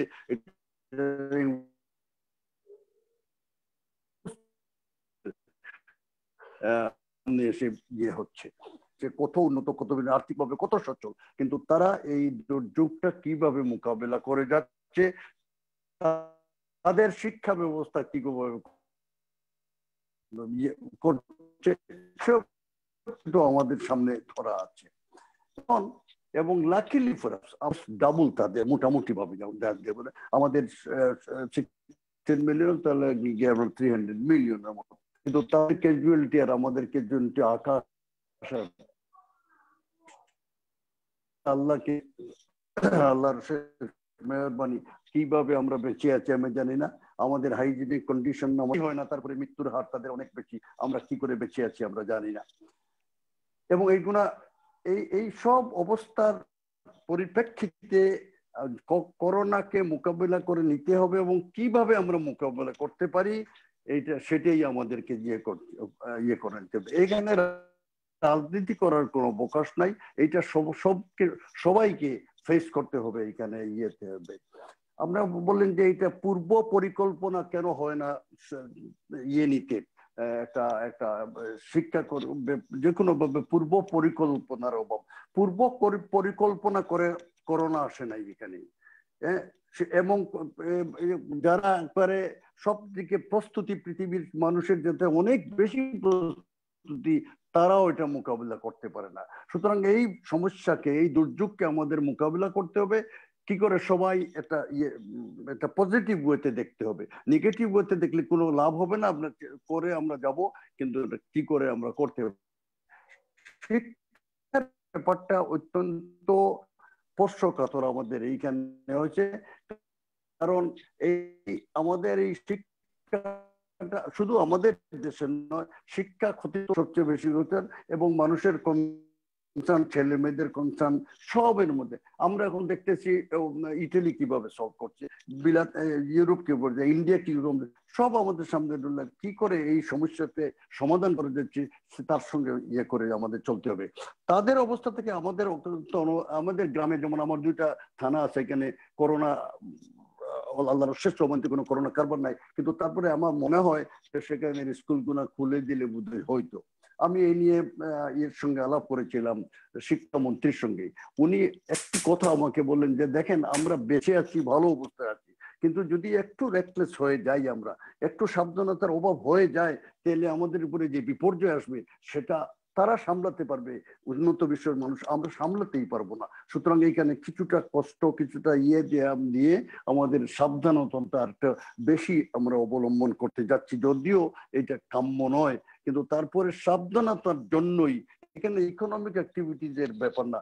শিক্ষার এখানে যেমন অন্য কলকারখানা আমরা খুলে দিছি, ইয়ে করেছি তো, কিন্তু সেই অনেকে বলেন বাজার হাট সবগুলো আছে, কলকারখানা আছে, শিক্ষা ব্যবস্থা খুলে না। আমারও অনেক সময় মনে হয় যে শিক্ষার ইয়েগুলা তো খুলে দেওয়া, স্কুলগুলা খুলে দেওয়া তো ভালো হইতো। তারপরে যদি একটা প্রবলেম হয়ে যায়, তখন আমাকে বলবেন আবার কেন খুলে দিলেন, কি করলেন, এগুলো সব বিবেচনা হয়তো রং। এটা আমরা মানুষ, আমরা মানুষ তো সব ফেরেশতা না, আমরা সব নিয়ে এখানে ভুল ভ্রান্তি হইতে পারে, কিন্তু এইভাবে করে আমরা আস্তে আস্তে আস্তে আস্তে এইটাকে নিয়ন্ত্রণ করে, অন্তত এর মধ্যে রেখে করোনাকে আমরা এইভাবে যদি আরো কয়েকটা দিন আমরা চলে যেতে পারি। এবং এখন একটা আশার আলো নিয়ে এসেছে ভ্যাকসিন। সমস্ত, শুধু আমাদের বাংলাদেশের মানুষের যে আশা নয়, সমস্ত পৃথিবীর মানুষ চেয়ে আছে এই ভ্যাকসিনের সফলতার উপরে। এবং ভ্যাকসিন যে মাত্র ভ্যাকসিন ক্যান্ডিডেট আছে 5-6, বহু ভ্যাকসিন এসে যাবে, কারণ পৃথিবীর বহু জায়গায় এই ভ্যাকসিন নিয়ে যাচ্ছে, এমনকি বাংলাদেশেও ভ্যাকসিন তৈরি করার চেষ্টা হচ্ছে। সুতরাং ভ্যাকসিন আমরা পেয়ে যাব। এই ভ্যাকসিন গুণা যদি সাকসেসফুল হয়, তাহলে আমরা তাড়াতাড়ি বেরিয়ে আসতে পারবো থেকে। এবং এইখানে যে মিউটেশন ভ্যাকসিনের হচ্ছে, জানি আমরা পৃথিবী আবার বিশেষভাবে হচ্ছে মিউটেটেড ফর্মে এই ভ্যাকসিন কাজ হবে কিনা, এগুলো অনেক আনসার্টেন জিনিসকে আমাদের সামনে আছে, সেগুলো আমাদের ফেস করে নিতে হবে, ফেস করে যাচ্ছিও যাবো। এখন কোন গভর্নমেন্ট কি করলো, কতটুকু করতে পারলো না করলো, যদি আমরা নেগেটিভলি দেখি সবকিছু আমরা, আর পজিটিভলি দেখলে অন্য পৃথিবীর আরো বহু দেশ আছে, সেই দেশে এরকম করেছে আর আমরা এরকম করতে পারি নাই, তখন আমাকে দোষ দিবেন। কিন্তু যদি সব পৃথিবীর সব দেশে যদি এই সমস্যাগুলো যেভাবে মোকাবিলা করে যাচ্ছে, বাংলাদেশ তার চেয়ে বেশি কিছু করার এখানে অবকাশ নাই, তাই করে যাচ্ছি আর কি। এখন এই যে ছাত্রদের এই সমস্যা, এই যে শিক্ষার সমস্যা ছেলেমেয়েদের আরেকবার হয়েছিল 71-এ, 71-এ 9 মাস আমাদের ছেলেমেয়েরা স্কুলে যেতে পারে,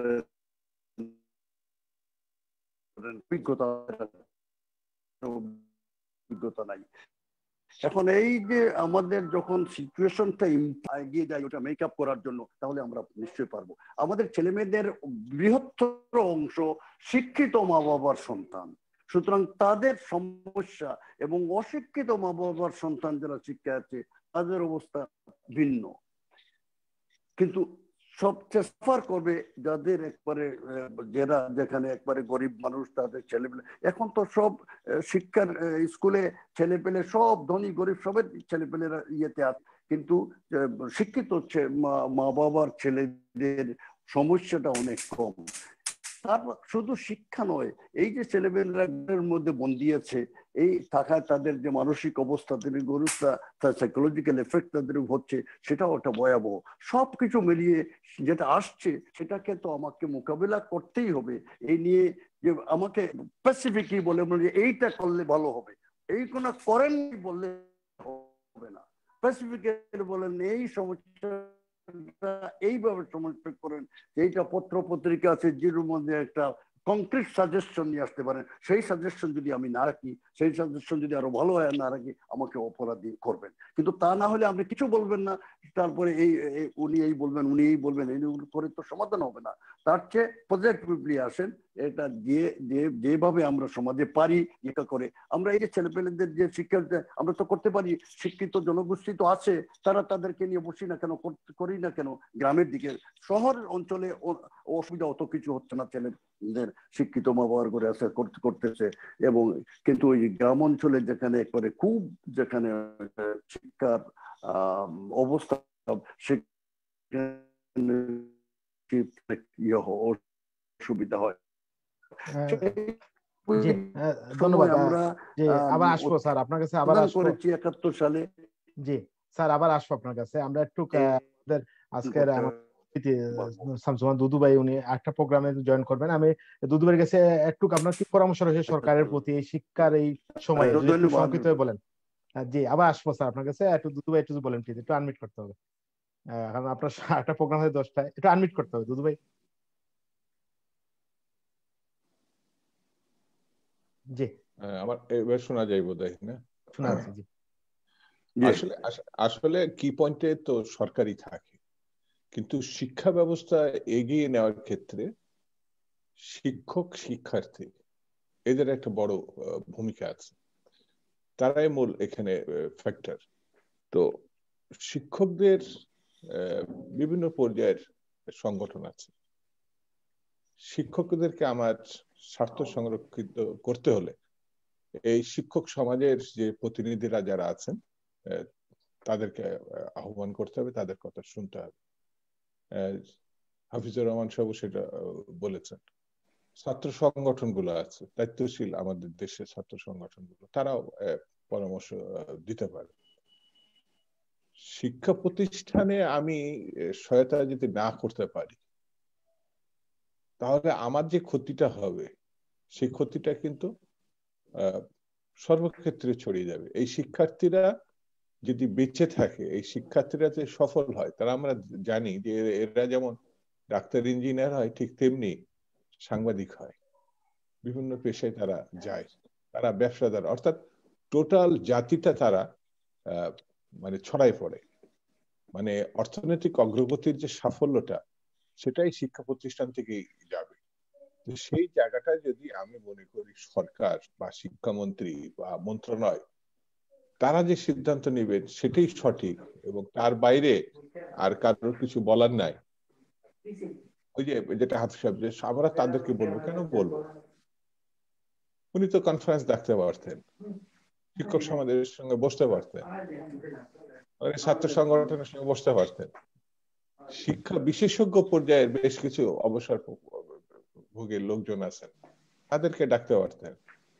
এমনকি এনজিও প্রতিনিধি যারা নানান ভাবে শিক্ষা কার্যক্রমে কাজ করছেন, তাদেরকে ডাকতে পারতেন। এই ধরনের কোন উদ্যোগ আমার নজরে পড়েনি।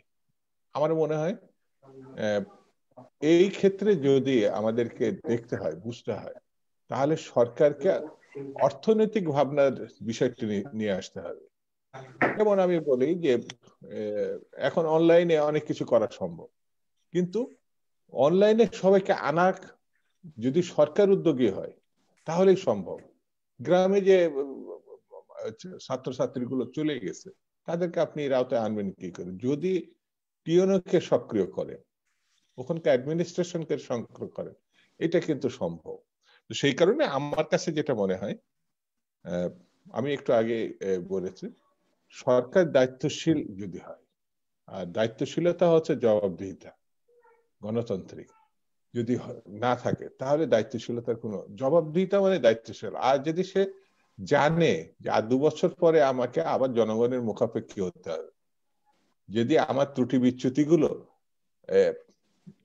জনগণ দেখে, তাহলে পরে সে সতর্ক, সজাগ, একটু ভাববে। কিন্তু এর কোনো ঘটনা না থাকলে, যে পার্টি নমিনেশন দিলে আমি এমপি হই, এমপি হলে আমি মন্ত্রী হই, তাহলে সে জনগণের কাছে ভাববে কেন? মানে আমি বিএনপি করে আমি এই জন্য বলছি না, আমি তো সাবেক এমপিও ছিলাম। হাফিজ সাহেবের একসময় আমার 96-এ সম্ভবত উনি পার্লামেন্টে, আমি একই সঙ্গে ছিলাম। আমার কাছে মনে হচ্ছে একটা ভয়াবহ দুর্যোগ শুধু বাংলাদেশে ছিলাম আমরা সারা বাংলাদেশে, পৃথিবী ব্যাপী এই দুর্যোগগুলো যাচ্ছে। ধরেন ইংল্যান্ড, আমেরিকা অথবা ইউরোপ আমাদের থেকে অনেক উন্নত দেশ, সেখানে তারা কিন্তু স্বীকার করে নিয়ে পদক্ষেপগুলো নিচ্ছে। এই যে আমি লন্ডনে থেকে আসলো আমাদের অনেকগুলো, একটা বিমানে অনেকগুলো ভাই বোন, হ্যাঁ তারা আমাদের দেশেরই সন্তান, আসতেই পারে। কিন্তু এই যে 26 জন আসলো, যেটা ধরা পড়লো, এই 26 জন কিন্তু এখন মানে আমার ভাই আমার বোন সব, নো ডাউট, কিন্তু এরা যদি নতুন যে মানে ধরনের মানে যেটা যদি নিয়ে আসে, যার 70 থেকে 80 ভাইরাস পাওয়ারফুল, তাহলে এটা তো সিলেটে শুধু থাকবে না, এটা সারা দেশে ছড়িয়ে যাবে। আমার পার্শ্ববর্তী দেশেও কিন্তু মানে একটা ভয়াবহ অবস্থা ছিল, কম বেশি এখন তারা বোধে। তা আমার দেশে প্রশ্নটা হচ্ছে, আমার দেশে প্রচারণাটা না, আমার দেশের অন্য দেশ থেকে আমরা কতটা ভালো আছি, কতটা খারাপ আছি, তার থেকেও বড় কথা আছে আমি পদক্ষেপ গুলো কতটা নিতে পারছি। ওই যে একটু আগে যেন বললাম, আমরা অন্য দোষারোপ করছি যে অপবাদ ছড়াচ্ছে। আরে ভাই, আমি যখন দায়িত্ব ছিলাম, চুয়াডাঙ্গার এমপি ছিলাম, আমি যদি আগে এই মানে ভ্যাকসিনটা নেই, তাহলে তো অন্যরা উৎসাহিত হবে, কে কি কথা বললো বলবে। আমি যদি কোনো বিরূপ মন্তব্য করি, তাহলে প্রধানমন্ত্রী তো আমার বিরূপ মন্তব্যের সঙ্গে আছে, এই কারণে তিনি ভ্যাকসিন নিলে পরে এই বিরূপ মন্তব্য কাজ করতো না। আমাদের স্বাস্থ্যমন্ত্রী যদি প্রথমে নিতেন, এই বিরূপ মন্তব্য কাজ করতো না। আমাদের মন্ত্রী পরিষদের সদস্যরা আর বিরোধী দলের দায়িত্বশীল নেতারা যদি প্রধানমন্ত্রী ডেকে পাশাপাশি বসে নিত, তাহলে কিন্তু এই বিরূপ। তা আমরা যারা দায়িত্বশীল ভূমিকা আছে, কেউই করোনার টিকা নিলাম না। দুদু ভাই, যে আজকে কিন্তু মাননীয় প্রধানমন্ত্রী খুব সুন্দর বলেছেন যে আমাদের বিরোধী দলে যারা সমালোচনা করেন, এই সমালোচনা কিন্তু আমরা নেই, সমালোচনা আমরা যে জায়গায় ভুল হয় সেগুলো আমরা কাটিয়ে আমরা নতুন ভাবে কাজ করি। তো আজকে অনুষ্ঠানে আমরা, আপনার সময় শেষ হয়ে গেছে, হ্যাঁ, অনুষ্ঠানে আপনি যে গঠনমূলক সমালোচনা করেছেন, আমরা আশা করবো যে যারা এই অনুষ্ঠানটা দেখতেছেন বা আমাদের মন্ত্রণালয়ের বিভিন্ন জায়গায় এই জিনিসগুলো নিয়ে কাজ করার, মানে আমরা কাজ করার অনুরোধ জানাবো। এবং আপনাকে ধন্যবাদ জানাচ্ছি দুদু ভাই, আপনার ব্যস্ত সময় আমাদের সময় দেওয়ার জন্য। দুদু ভাই ধন্যবাদ, কৃতজ্ঞতা জানাচ্ছি। ভালো থাকবেন। আমি যাব আমাদের প্রভাত চট্টগ্রাম পূর্বতন শাহরি আসানের কাছে। শাহরিয়ার ভাই যদি একটু, আমাদের আজকে অনেক দর্শক অনেক প্রশ্ন রাখছেন এবং আপনার মন্তব্য। যে আপনাকে ধন্যবাদ জানাই। আমি আজকের সম্মানিত আলোচক, সবার কথাগুলো খুব গুরুত্বপূর্ণ বিষয়ে কথা হয়েছে, সবার কথা। আমাদের সময় পত্রিকার একটা সাংবাদিক, হ্যাঁ আমাদের সময় পত্রিকার একটা সাংবাদিক জুম মিটিং, জি স্যার একটু, জি শাহরিয়ার ভাই, জি প্রত্যেকের বক্তব্যই খুব গঠনমূলক এবং প্রয়োজনীয় বিষয়গুলো নিয়ে কথা বলেছেন তারা। আমি একটু বলিনি, শাহেদ খান বলেছেন লেবানন থেকে, মোহাম্মদ সাদেক যিনি দেশে আটকে পড়া বাহরাইন প্রবাসী, তিনি কথা বলেছেন অধ্যক্ষ মোহাম্মদ জাহাঙ্গীর, যিনি সাধারণ সম্পাদক বাংলাদেশ কলেজ বিশ্ববিদ্যালয়ের শিক্ষক সমিতি। চমৎকারভাবে তিনি কথা বলেছেন এসএসসি পরীক্ষায় যে জুনে যে পরীক্ষা নেওয়া হবে সেটার যে নতুন সিলেবাস, সেটার প্রেক্ষাপট কি হতে পারে, শিক্ষক সমাজ বা শিক্ষার্থীরা কি অবস্থায় আছে, অর্থাৎ ক্লাস প্রোগ্রাম নেওয়ার খুব প্রয়োজন ছিল, সে বিষয়টি তিনি বারবারই এই আলোচনা অনুষ্ঠানে এসে বলেছেন, আজকেও তিনি সেটি উল্লেখ করেছেন। এবং শিক্ষা ব্যবস্থাকে এগিয়ে নেওয়ার ব্যাপারে, যে সংকটকালীন সময় এটাকে উত্তরণ করতে হলে কি কি পদক্ষেপ নেওয়া যেতে পারে, কি কিভাবে আমরা আগাতে পারি, সেই বিষয়ে তিনি একটি ধারণা দিয়েছেন আমাদেরকে। সেটি আমরা শুনেছি। শামসুজ্জামান দুদু, যিনি ভাইস চেয়ারম্যান বাংলাদেশ জাতীয়তাবাদী দলের এবং সাবেক মাননীয় সংসদ সদস্য, তিনি বলেছেন, চমৎকার করে কথা বলেছেন, প্রবাসীদের দুঃখ দুর্দশাগুলো নিয়ে কথা বলেছেন, শিক্ষা ব্যবস্থা, শিক্ষা সংকট, এগুলো নিয়ে দেশে এই করোনাকালীন সময়ে যে দুর্ভোগ পোহাচ্ছে বিভিন্ন শ্রেণী পেশার মানুষ, সেটি নিয়ে কথা বলেছেন। কোভিড-19 এবং টিকা প্রসঙ্গে কথা বলেছেন। গণতন্ত্র এক ধরনের আপনার এই মজবুত ভিত্তি নেই বলে তিনি ব্যক্তিগত অভিমত পোষণ করেছেন। মাননীয় সংসদ সদস্য হাফিজ আহমেদ মজুমদার এমপি, যিনি পরিকল্পনা মন্ত্রণালয় সম্পর্কিত স্থায়ী কমিটির সদস্য, তিনি চমৎকারভাবে তার বক্তৃতায়, তার আলোচনায় কোভিড-19 দুর্যোগ নিয়ে কথা বলেছেন। বাইরের দেশগুলোর সাথে পরিস্থিতি তুলনা করে আমাদেরকে বিষয়গুলো ভাবতে হবে যে আমরা আসলে কিভাবে কতটা এগিয়ে যেতে পেরেছি, কিংবা আমাদের ব্যর্থতা কি আছে সেটি আমরা চিন্তা করতে পারি, সেটি তিনি জানিয়েছেন। তিনি বলেছেন ভ্যাকসিন প্রসঙ্গে, এবং এটিও বলেছেন যে যে কোনো বিষয়ে কথা বলার আগে আমাদেরকে ভাবতে হবে যে আমরা ইতিবাচকভাবে যেন কথা বলতে চেষ্টা করি। যদি সেটি ইতিবাচক বিষয় হয় তাহলে শুধু আলোচনার জন্য বা সমালোচনার জন্য কোনো কথা বলবো যেমনটি নয়, তিনি সেটি বলতে চেয়েছেন। শিক্ষা পরিস্থিতি নিয়ে কথা বলেছেন। আমি খুব সংক্ষেপে শেষ করবো। আপনি অনেকগুলো কমেন্টস এসে বলতে বলেছেন, আমি সেদিকে একটু দৃষ্টি দিই এই কারণে যে আজকে যারা আলোচক আছেন প্রায় প্রতিজন আলোচকই জানেন এই বিষয়গুলো, যদি আজকের বিষয়বস্তুর সাথে সংশ্লিষ্ট নয়, তারপরও আমি আপনাকে বলি শাহরিয়ার ভাই, বিষয় সংশ্লিষ্ট না, ব্যাপারটা এরকম না শাহরিয়ার ভাই। যেটা হচ্ছে যে আমরা কোভিড-19 ও শিক্ষা ব্যবস্থার কথা বলছি। কোভিড-19 এর ভিতরে কিন্তু যারা কোভিড এর কারণে, বিশেষ করে মধ্যপ্রাচ্যের প্রবাসীরা যারা সমস্যায় পড়েছেন, তাদের সমস্যা কিন্তু কোভিড-19 এর ভিতরে পড়ে। এই কারণে আমরা তাদের কাজকে অনুষ্ঠানে রাখছি। জি বলেন। বুঝতে পেরেছি। তো যারা আজকের সম্মানিত আলোচক আছেন তাদেরকে ধন্যবাদ জানিয়েছেন, কৃতজ্ঞতা জানিয়েছেন অনেক দর্শক এবং যারা কমেন্ট করেছেন বক্সে। একজন বাহরাইন প্রবাসী, তার নাম হচ্ছে আহমেদ শামীম, তিনি ইংরেজি অক্ষরে বাংলা লিখেছেন, আমি পড়তে হয়তো অসুবিধা হতে পারে। তিনি লিখেছেন, জানি না আমাদের কপালে কি আছে, একমাত্র আল্লাহ ভালো জানেন। একটু আগে একটা নিউজ শুনলাম, বাহরাইনে নাকি নতুন ধরনের করোনা ধরা পড়েছে। আমার মনে হয় আর বাহরাইন ফিরতে পারবো না। ভালো রাখুন আমাদের পররাষ্ট্রমন্ত্রীকে এবং আমাদের প্রাইম মিনিস্টার মা শেখ হাসিনাকে। আমরাই কষ্ট করে না হয় এই পৃথিবী ছেড়ে একদিন চলেই গেলাম। থাকুক বাংলাদেশের উচ্চতর মানুষগুলো, এবং দুঃখের কথা বলবো না আমাদের কারো কাছে, চোখের জল একদিন সাপ হয়ে কামড়াবে যারা আমাদের বিষয়টি শুনেনি তাদেরকে। বাহরাইন প্রবাসী এর অভিশাপ লাগবে একবার না একবার, আমরা অপেক্ষায় রইলাম। আমি এটি পড়ার পেছনে একটু কারণ আছে। কারণটা আছে এই জন্যই, আমরা খুব তাচ্ছিল্যভাবে বা অত্যন্ত হালকাভাবে বিষয়টাকে আমরা ধরে নিতে পারি। যিনি একটা অবস্থানে থেকে তার নথিপত্রের কারণে সে বিদেশে যেতে পারেনি, বা তার কোভিড-19 কারণেই তিনি যেতে পারেননি, সেটির জন্য তো আর সামগ্রিকভাবে আমরা দায়ী নই বা অন্য কেউ দায়ী নয়। একটা পরিস্থিতির শিকার হয়ে তিনি যেতে পারেননি, সেটি তো তার সমস্যা। তো সেই ক্ষেত্রে তো আমাদের কতটুকুটা করার আছে বা কি করার আছে, এই ধরনের চিন্তা করে আমরা হয়তো তার মন্তব্যটাকে খুব একটা গুরুত্ব নাও দিতে পারি। কিন্তু আমি একটু পক্ষান্তরে বলবো, এই মন্তব্যটাকে আমি আজকে সবচেয়ে বেশি গুরুত্ব দিতে চাই। এই জন্য দিতে চাই যে যেমন আমাদের মাননীয় এমপি মহোদয়, তিনি অত্যন্ত প্রাজ্ঞ মানুষ, আমি শ্রদ্ধা করি, সম্মান করি। তিনি অত্যন্ত ভালোভাবে বিষয়গুলোকে পর্যালোচনা করেন। তিনি একটা জায়গায় বলেছেন, পূর্ব পরিকল্পনা প্রসঙ্গে বলেছেন। পূর্ব পরিকল্পনা প্রসঙ্গটা অধ্যক্ষ মোহাম্মদ জাহাঙ্গীর এনেছিলেন। সেটি উনি এই প্রসঙ্গে এনেছিলেন যে নতুন যে সিলেবাসটা তৈরি করা হয়েছে পরীক্ষা নেওয়ার জন্য আপনার আগামী জুন নাগাদ, সেই সিলেবাসটাকে শিক্ষার্থীদের অভিভাবকরা গ্রহণ করতে পারেনি, তারা ঠিক বলে মনে করেনি সেটাকে, যে কোনো কারণে। এখন যদি অভিভাবকরা ঠিক বলে মনে করতে না পারে, তো সেই ক্ষেত্রে উনি বোঝাতে চেয়েছেন এমন একটা সিলেবাস কেন দেওয়া হলো যে সিলেবাসটা সামগ্রিকভাবে সব অভিভাবক সেটাকে মেনে নিতে পারছেন না। সেটিকে পূর্ব পরিকল্পনা করে আরো ভালোভাবে, আরো চমৎকারভাবে আর গ্রহণযোগ্যভাবে কি তৈরি করা যেত না? তো সময় তো হাতে ছিল। কোভিড-19 শুরু হয়েছে তো আজকে 1 বছর প্রায়, তো সময় তো হাতে ছিল যে কোভিডের কারণে প্রতিষ্ঠান বন্ধ, স্কুল বন্ধ, পরীক্ষা নেওয়া যাচ্ছে না, নিতে হলে কি করব, এই পূর্ব পরিকল্পনা নেওয়ার প্রচুর সময় কর্তৃপক্ষের হাতে ছিল। তাহলে থাকার পরও কেন তারা সেটা করতে পারেনি? যেমন আমি একটা উদাহরণ দিই, বাংলাদেশ পর্যটন কর্পোরেশন একটা ক্যাটালগ বের করেছিল পর্যটনের বিভিন্ন ছবি দিয়ে, আমাদের পর্যটন স্পটগুলোর ছবি দিয়ে। সেখানে যে পর্যটন স্পটটা খাগড়াছড়ির, সেটা নিচে নাম লিখেছে বরিশালের। যে পর্যটন স্পট আপনার কুয়াকাটার, সেটা নিচে লিখেছে কক্সবাজার।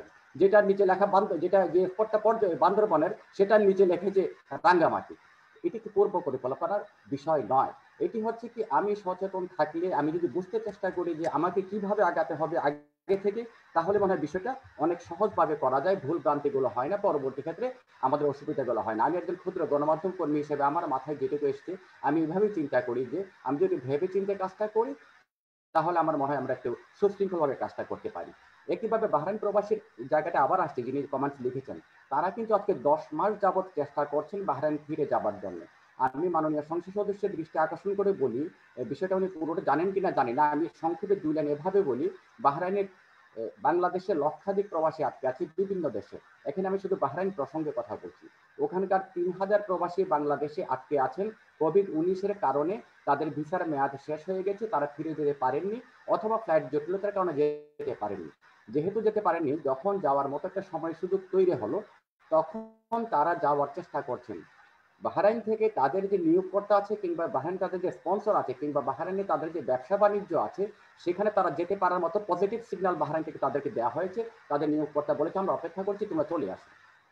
বলে রাখি, বাহরাইনে অন্যান্য দেশে যে প্রবাসীরা কাজ করেন, অর্থাৎ শ্রীলঙ্কা, ভারত, নেপাল, ফিলিপাইন্সের যারা কাজ করতেন, যারা একইভাবে বাংলাদেশিদের মতো গিয়ে তাদের দেশে আটকা পড়েছিলেন কোভিড-19 কারণে, তারা কিন্তু ওখানে ফিরে গিয়েছেন। তাদের সরকার কূটনৈতিকভাবে আলোচনা করে বাহরাইন সরকারের সাথে, বাহরাইনের সরকারের মন্ত্রণালয়ের সাথে আলোচনা করে তাদেরকে কিন্তু বাহরাইন ফেরত পাঠিয়েছেন, তাদের কর্মস্থলে তারা যোগদান করতে পেরেছেন। পারেনি শুধু হতভাগা বাংলাদেশের এই গরিব দুঃখী বাঙালিগুলো। কারণ কি শাহরি ভাই ওই জায়গায় একটু আপনাকে মনে করে দিতে চাই যে কেন বাংলাদেশে যেতে পারে না। কারণ হচ্ছে বাংলাদেশের সাথে বাহরাইনের ভিসা বন্ধ রয়েছে, এই কারণে যেতে পারছে না। এই জিনিসটা একটু আমি বলছি এখানে এই বিষয়টা গুরুত্বপূর্ণ বিষয়।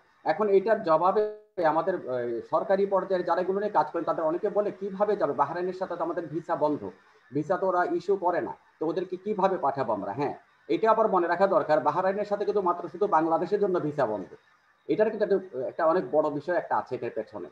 এরা অন্য দেশ থেকে লোক নেয়, কিন্তু বাংলাদেশ থেকে লোক নিতে রাজি নয়, ওরা ভিসাটা বন্ধ করে রেখেছে। এটি আমাদের সরকার কতটা গুরুত্ব দিয়ে চিন্তা করেছেন, ভেবেছেন কিনা কখনো যে কেন আমার দেশের মানুষগুলো নিতে চাইছে না, আমি সেটা ঠিক জানি না, কিন্তু আমরা জানি কেন ওরা নিতে চাইছে না। গণমাধ্যম কর্মী হিসেবে আমরা সেটা জানি যে কেন বাহরাইন আমার দেশে প্রবাসীকে ভিসা দেয় না, নিতে চায় না।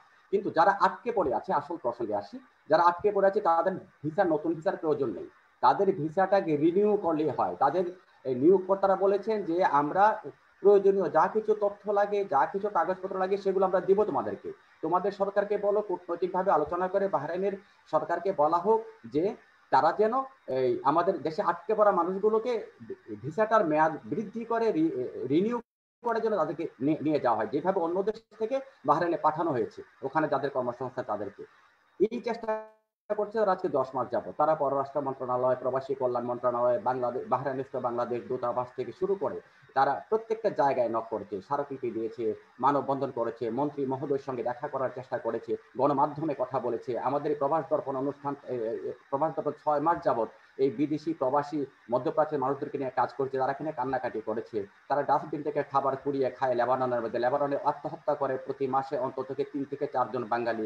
লেবাননে আপনার মানুষ, আপনার মানব, আমি যদি সহজভাবে এই কথা বলি, মাননীয় সংসদ সদস্য, আমরা বুঝি মানবেতর জীবনযাপন, কিন্তু লেবাননের যে মানুষগুলো আছে ওরা মানবেতর জীবনযাপনের সর্বনিম্ন পর্যায়ে যদি আরো কোনো জীবনযাপন থাকে, তারা ওই জায়গাটা অবস্থান করছে। সেই ক্ষেত্রে তারা এখন পর্যন্ত যেতে পারেনি। অন্যান্য দেশ তাদের মানুষগুলোকে পাঠিয়ে দিয়েছে বাহরাইনে, আমার দেশের থেকে তারা বাহরাইন ফিরে যেতে পারেনি। মন্ত্রণালয় থেকে তাদেরকে বিভিন্নভাবে কথা বলা হয়।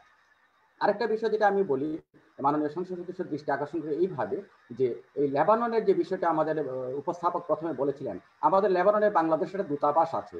ওই দূতাবাসটা সম্পর্কে একটু আমার মনে হয় সরকার যদি খোঁজ খবর নেয় যে একটু তারা কি করে, কি কাজ করে, তাদের কর্তব্যটা কি, তারা বাংলাদেশের প্রবাসীদের সঙ্গে কি আচরণটা করে, বা তারা কিভাবে ইনফরমেশনগুলো পররাষ্ট্র মন্ত্রণালয়কে দেয় যে ওখানে মানুষগুলো কি আছে না আছে, সেই ব্যাপারটা আমার মনে হয় একটু বাংলাদেশ সরকারকে একটু গুরুত্ব দিয়ে বিবেচনা করা উচিত, জানা উচিত। কারণ আমি একটু স্পষ্ট ভাষায় বলি, বাহরাইন দূতাবাস সম্পর্কে আমাদের ধারণা মোটেও ভালো নয়। বাহরাইন দূতাবাস আমার মনে হয় তারা ইচ্ছে করে, তারা সরকারকে বেকায়দায় ফেলার জন্য, সরকারকে একটা বিপদগ্রস্ত অবস্থায় ফেলার জন্য বাহরাইন দূতাবাসের কোনো কর্মকর্তা কর্মচারী সুকৌশলে কোনো ধরনের চালাকি করছে, যেটির কারণে বাংলাদেশের এই সাধারণ মানুষেরা যেন সরকারের উপরে ক্ষিপ্ত হয়। আমি সহজ ভাষায় সংক্ষিপ্তভাবে এটাই বললাম, বা আমার বাহরাইনের দূতাবাসের কর্মকাণ্ডগুলো আমার মোটে ভালো লাগছে না। আমি অনেক বছর দেশের বাইরে ছিলাম, দূতাবাসকে নিয়ে আমি কাজ করেছি। দূতাবাসের কর্মপরিধি অনেক বড়। তারা শুধু তো প্রবাসীদেরকে নিয়ে থাকে না স্যার, তারা কূটনীতি আরো হাজার হাজার শত শত নিয়ে কাজ করে সরকারি পর্যায়ে। শুধু প্রবাসী বাংলাদেশিদের নিয়ে কাজ করে তা নয়, কিন্তু প্রবাসীদের একটা অংশ সেখানে আছে, তাদের বাবা মা হচ্ছে দূতাবাস, ওখানে বাংলাদেশের পতাকাটা পথ করে ওঠে, তাদের অভিভাবক তারা কান্না করে তাদের কাছে যায় তাদের দুঃখ দুর্দশাগুলো জানানোর জন্য। তারা সেই দুঃখ দুর্দশা শুনবেই না ভালো কথা, কিন্তু পুলিশ ডেকে এনে আমার ভাইগুলোকে রক্তাক্ত করে পিটিয়ে দূতাবাসের বাইরে থেকে তাদেরকে কয়েক মাইল দূরে হটিয়ে দেওয়ার এই অধিকার তো দূতাবাসের নেই। তারা ওখানে কোনো আক্রমণ করেনি, তারা ওখানে কোনো ধরনের বিশৃঙ্খলা সৃষ্টি করেনি। কিন্তু তিনি যদি এরকমই হন যে আমার সঙ্গে কথাই বলা যাবে না, তাহলে তো আমার প্রবাসী ভাইরা কার কাছে দুঃখের কথা বলবে? তো সেই বিষয়গুলো আমি আপনাদের দৃষ্টি আকর্ষণ করছি। আর আমি ক্ষমা চাইছি এই জন্যই, যখন আমাদের কোনো অসুবিধাগুলো আমরা তুলে ধরি তখন অনেকটা সেটা সরকারের কাজগুলোর বিপক্ষে চলে যায়। এটা আসলে বিপক্ষে যাওয়া নয়, যে কাজটা হয়নি সেটাকে আমরা জাস্ট উল্লেখ করি। আর যেটা আমাদের সরকার করে, যেমন পররাষ্ট্র মন্ত্রণালয় থেকে সেটাকে বিবৃতি দেওয়া হয়েছে যে তারা প্রবাসীদেরকে নিয়ে কাজ করছে, বাহরাইন প্রবাসীদেরকে নিয়ে কাজ করছে, লেবানন প্রবাসীদেরকে নিয়ে কাজ করছে। আমরা খুব আশ্বস্ত হয়েছি। এই বিবৃতিটা পাওয়ার জন্য আমি প্রবাস দর্পণ থেকে আমরা গণমাধ্যমেরা 3 মাস ধরে আমরা চিৎকার করেছি যে একটা বিবৃতি যদি দিতেন আমরা জানতে পারতাম যে মানুষগুলোর কি অবস্থা হয়। না, বিবৃতি দেয়নি। 3 মাস পর পররাষ্ট্র মন্ত্রণালয় বিবৃতি দিয়েছে, কিন্তু সেই বিবৃতিটা দেওয়ার পর যে কাজগুলো আসলে শুরু করছে সেগুলো যদি সঠিক সময় করতে না পারে তাহলে তাদের ফিরে দেওয়া হবে না। এই জন্য হবে না যে ওখানে যে তাদের নিয়োগকর্তা ওরা তাদের জন্য বসে থাকবে না বছরের পর বছর, ওরা তাদের জন্য যুগের পর যুগ বসে থাকবে না, ওরা ওই জায়গাগুলিতে নতুন লোক নিয়োগ দিয়ে জায়গাগুলিকে পূরণ করে ফেলবে। তখন এই 1 লাখ 1.5 লাখ প্রবাসী বাংলাদেশি আর তাদের কর্মস্থলে ফিরে দেওয়ার সুযোগটা তখন আর হবে না। আমি মূলত এই বিষয়টি নিয়ে কথা বললাম। শিক্ষা ব্যবস্থা নিয়ে আমাদের জাহাঙ্গীর ভাই যে কথাগুলো বলেছেন এর চেয়ে বেশি গুছিয়ে বলার মতো কোনো ধন্যবাদ শাহরিয়ার ভাই। আমি একটু বলতে চাই, আমাদের মাননীয় প্রধানমন্ত্রী আপনার বিশেষ করে প্রবাসীদের নিয়ে যে আন্তরিক, হ্যাঁ এটা আসলে আমরা দেখেছি। বিশেষ করে কোভিড এর শুরুতে মাননীয় প্রধানমন্ত্রী বিভিন্ন দেশে বিভিন্নভাবে সহযোগিতা দিয়েছেন বিভিন্ন দেশে, এবং এই সহযোগিতা কিন্তু মাননীয় প্রধানমন্ত্রী আপনারা জানেন যে 700 কোটি টাকা প্রণোদনা বা 700 কোটি টাকা লোনের জন্য প্রবাসীদের দিয়েছেন। হ্যাঁ, প্রবাসী মাননীয় প্রধানমন্ত্রী খুবই আন্তরিক, কিন্তু কিছু সংখ্যক মানুষ যারা বিভিন্ন মন্ত্রণালয়ে কাজ করে, দূতাবাসে কাজ করে, তাদের আন্তরিকতা অভাবের কারণে সরকার অনেক সময় বিব্রতকর অবস্থায় পড়তে হয়। আমি যে কথাটা শুরুতেই বলছিলাম যে আমাদের মাননীয় প্রধানমন্ত্রী প্রবাসী বান্ধব, খুবই আন্তরিক। আজকে আমাদের মাননীয় যে সংসদ সদস্য আছেন, উনি কানাইঘাট জকিগঞ্জের মাননীয় সংসদ সদস্য, উনার এলাকার প্রচুর প্রবাসী আমাকে এখানে মেসেজ দিচ্ছেন যে মাননীয় সংসদ সদস্য অনেক কাজ করেছেন, এলাকা উন্নয়ন করেছেন, অনেক আন্তরিক। হ্যাঁ, এবং যে এই যে প্রবাসীরা আজকে যে বেকায়দায় আছেন, সরকার প্রধানমন্ত্রী বাংলাদেশ আওয়ামী লীগের মাননীয় প্রধানমন্ত্রী জননেত্রী শেখ হাসিনা প্রবাসীর জন্য আন্তরিক। আমি একটা উদাহরণ দিতে চাই, এই কোভিড এর সময় ইউরোপে পর্যন্ত বাংলাদেশ সরকার থেকে ত্রাণ সামগ্রী কিছু পয়সা দেওয়া হয়েছে এই কোভিড এর সময়। স্পেনের মতো দেশে একটা মানুষকে 50 ইউরো দেওয়া হয়েছে। সেই মানুষ অবাক হয়েছে যে আমি স্পেনে থাকি, আমাদের মাননীয় প্রধানমন্ত্রী জননেত্রী শেখ হাসিনা আমার জন্য অনুদান পাঠিয়েছেন। সরকারের মাননীয় প্রধানমন্ত্রীর কোনো আন্তরিকতার অভাব নেই। আমাদের যে কিছু আমলাতান্ত্রিক জটিলতা আছে, এই জটিলতার কারণে আমরা দেখতে পাই বিভিন্ন জায়গায় বিভিন্ন সমস্যা সৃষ্টি হয়। যারা আজকে লেবাননে এসে আমাদের অনুষ্ঠানে কথা বলেন, তাদেরকে দূতাবাস হুমকি দিচ্ছে, তাদেরকে লেবানন ছাড়া করবে, তাদের মিথ্যা মামলা দেওয়া হবে। লেবাননে এক কর্মকর্তা ফোন করে আজকে সকালে যিনি লেবাননে কাজ করেন তার কপিলকে ফোন দিয়ে বলছেন যে এই আপনার যে কাজ করে সে গিয়ে অনুষ্ঠানে বলছে আপনারা নাকি বেতন দেন না, তাকে নাকি ছুটি দেন না, তাকে কেন আপনারা দেশে পাঠাচ্ছেন না, এইভাবে হুমকি দেওয়া হচ্ছে। তো আমরা বলতে চাই যে আমরা প্রবাস দর্পণ, আমরা যেখানে অসহায় মানুষ আছে তাদের পাশে দাঁড়াই, এবং আমরা চাই যে যারা কষ্টে আছে, যারা আজকে অনেকে আত্মহত্যা করছে, যেটা কোনো মিডিয়া আসতেছে না, আমরা তাদের বিভিন্ন ভিডিও সরাসরি তাদের সংযুক্ত করি। তো আমি আজকে অনুষ্ঠানে আমাদের সাথে আছেন লেবাননের শাহেদ খান। আমি শাহেদ ভাই, আমি একটু বলতে চাই যে আসলে আগে যখন আপনি বলছিলেন তখন মাননীয় সংসদ সদস্য উনি ডিসকানেক্ট হয়ে গেছিলেন, যার ফলে আপনার কথাগুলো শুনতে পান নাই। আপনি যদি আবার বলেন যে আপনাদের অবস্থা একটু বলেন যে প্লিজ। শাহেদ ভাই একটু আনমিউট করতে হবে। ধন্যবাদ রূপক দা। আসলে স্যার যদি শুনতে পান এখন, তাহলে আমি বলতেছি এইটুকুই, পিছনের এত কিছু টেনে আমি বলতে পারবো না, এটা সময় নেই। আমাদেরকে যদি পারেন লেবানন প্রবাসী যারা দেশে চলে যেতে চাচ্ছে তাদেরকে বিনা খরচে দেশে নেওয়ার অতি শীঘ্রই ব্যবস্থা করা হোক। আর দ্বিতীয়ত, যে 5% বা 10% যারা এখনো আশার বাণী রাখতেছে থাকবে, অর্থাৎ বৈধ আছে, তারা এখনো কাজ করতে পারতেছে, তাদের জন্য একটু চিকিৎসার ব্যবস্থা করে দেন। আর যদি সম্ভব হয় যে এই দেশের টাকার যে মানি ডিভ্যালুয়েশন হয়ে গেছে, যদি কোনোভাবে তাদের সরকারি একটা সিস্টেম যেটা আছে ওইটা যদি চালু করে দেওয়া হয়, তাহলে আমরা এই মানি ডিভ্যালুয়েশনে পড়বো না। অর্থাৎ সরকার কিন্তু চলতেছে 1.5 তার অথবা 3 একটা সিস্টেমে চলতেছে, কিন্তু আমাদেরকে ট্রান্সফার করার জন্য কোনো সুযোগ সুবিধা দিচ্ছে না। যদি এটা উদ্ধতন ভাবে কথাবার্তা বলে তাহলে আশা করি, এটা আগেও চালু করেছিল যখন আব্দুল মোতালেব সরকার স্যার ছিলেন, অর্থাৎ আগের মহামান্য রাষ্ট্রদূত সাহেব, উনি একটা সিস্টেম চালু করেছিলেন আমাদের জন্য। সেটা ছিল অর্থাৎ যেখানে আমরা পেতাম শাহেদ ভাই আপনার ইন্টারনেট ডিস্টার্ব হচ্ছে। আমি একটু আপনার কথা আমি যেটা বুঝতে পারছি আসলে, যেটা হচ্ছে যে লেবাননের মানে ডলারের আপনার আপনাদের যে লিরা বলেন, লেবানন লিরার দাম অনেক কমে যাওয়ার কারণে ডলার কিনতে পারছেন না, আর ডলার না কিনলে আপনারা বাংলাদেশে টাকা পাঠাতে পারছেন না যারা আপনারা কাজ করেন। আর আমরা জানি লেবাননে 30 থেকে 40 হাজার মানুষ আছে বেকার, যাদের মানে যারা দীর্ঘদিন যাবত, যারা কাগজ নেই, কিছু নেই, ওরা কিন্তু মানবতার জীবনযাপন করছে। এবং আমরা জানি আমাদের মাননীয় প্রবাসী কল্যাণ মন্ত্রী আমাদের ইমরান আহমেদ চৌধুরী, উনি গত 28 ডিসেম্বর বলছিলেন যে যারা লেবাননে মানবতার জীবনযাপন করছে তাদেরকে সরকারি করেছে বাংলাদেশে ফেরত নেওয়া হবে। কিন্তু বাংলাদেশ দূতাবাস লেবানন বলতেছে না, $400 দিতে হবে। অবাক ঘটনা হচ্ছে যে লেবাননে কিন্তু ডলারই নেই। ডলার কিনতে হলে একজন লেবানিজকে ধরতে হয়, লেবানিজকে ধরে ডলার বানাতে হয়। তো ওরা $400 দিবে কিভাবে? এবং $400 ইনকাম করতে হলে যাদের কাজ আছে ওদেরকে 1 বছর কাজ করতে হবে, যার ফলে অনেকেই মানে অমানবিক জীবনযাপন করছেন। আমরা জানি, আমরা বিভিন্ন অনুষ্ঠান, আগামীকালকে আমরা আবার এই বিষয় নিয়ে প্রোগ্রাম করব। মধ্যপ্রাচ্যের প্রবাসীদের কেমন আছেন এবং আপনার গণমাধ্যমের ভূমিকা, আমাদের সাথে থাকবেন জাতীয় পার্টির কেন্দ্রীয় প্রেসিডেন্ট সদস্য সাবেক বর্তমানে এমপি থাকবেন হচ্ছেন আমাদের বাংলাদেশের বিভিন্ন মিডিয়ার সাংবাদিকরা থাকবেন আগামীকালকে। এবং আগামীকাল থাকবেন ফখরুল ইমাম, জাতীয় পার্টির এমপি ফখরুল ইমাম, উনি থাকবেন। এবং আগামীকাল বাংলাদেশ সময় রাত 9টা এবং ইউকে সময় বিকাল 3টা। আমি যাবো একটু মোহাম্মদ সাদেক, আপনি বাহরাইন প্রবাসী, যিনি বাংলাদেশে আটকা পড়েছেন, একটু যদি বলেন প্লিজ। আনমিট করতে হবে। জি রূপকদা, ধন্যবাদ আপনাকে আমাকে আবার সুযোগ দেওয়ার জন্য। আমি আমাদের এমপি মহোদয় স্যারকে অনুরোধ করব যে আপনারা সরকারের ঊর্ধ্বতন কর্তৃপক্ষ যারা আছেন তারা যদি বাহরাইন সরকার এবং বাহরাইনে অবস্থিত বাংলাদেশ দূতাবাসকে একটু কঠোরভাবে যদি একটু শাসন করেন, তাহলে হয়তো আমরা ফিরে যেতে পারবো। আমাদের সাংবাদিক সাহেব বলেছিলেন যে বাহরাইন দূতাবাস আসলে কি করছে। আসলে আমরাও জানি না বাহরাইন দূতাবাস আমাদের জন্য কি করছে, নাকি আমাদেরকে শুধু আশার বাণী শোনাচ্ছে, সেটাও আমরা জানি না। আমাদের জন্য প্লিজ একটু আন্তরিকভাবে আমাদের জন্য কাজ করার জন্য অনুরোধ জানাচ্ছি। কারণ আমরা বাহরাইন প্রবাসী যারা 3000 বাহরাইন প্রবাসী আটকে আছে, আমরা বৈধভাবে বাহরাইন বসবাস করেছি এবং আমরা বৈধভাবে আমাদের ছুটিতে আসে আমরা আটকে পড়ে গেছি। কিন্তু আমাদের কর্তৃপক্ষ, আমাদের কোম্পানি, আমাদের মালিক, আমাদের কফিল আমাদেরকে নিতে ইচ্ছুক, কিন্তু শুধুমাত্র একমাত্র আমরা বাংলাদেশি হওয়ার কারণে আমরা যেতে পারছি না। আমাদের কোম্পানিতে যারা কাজ করছে, ইন্ডিয়া, নেপাল, শ্রীলঙ্কা, ওই সব দেশের লোকরা প্রত্যেক শ্রমিক তাদের কর্মস্থলে ফিরে গেছে, শুধুমাত্র আমরা বাংলাদেশিরা ফিরে যেতে পারছি না।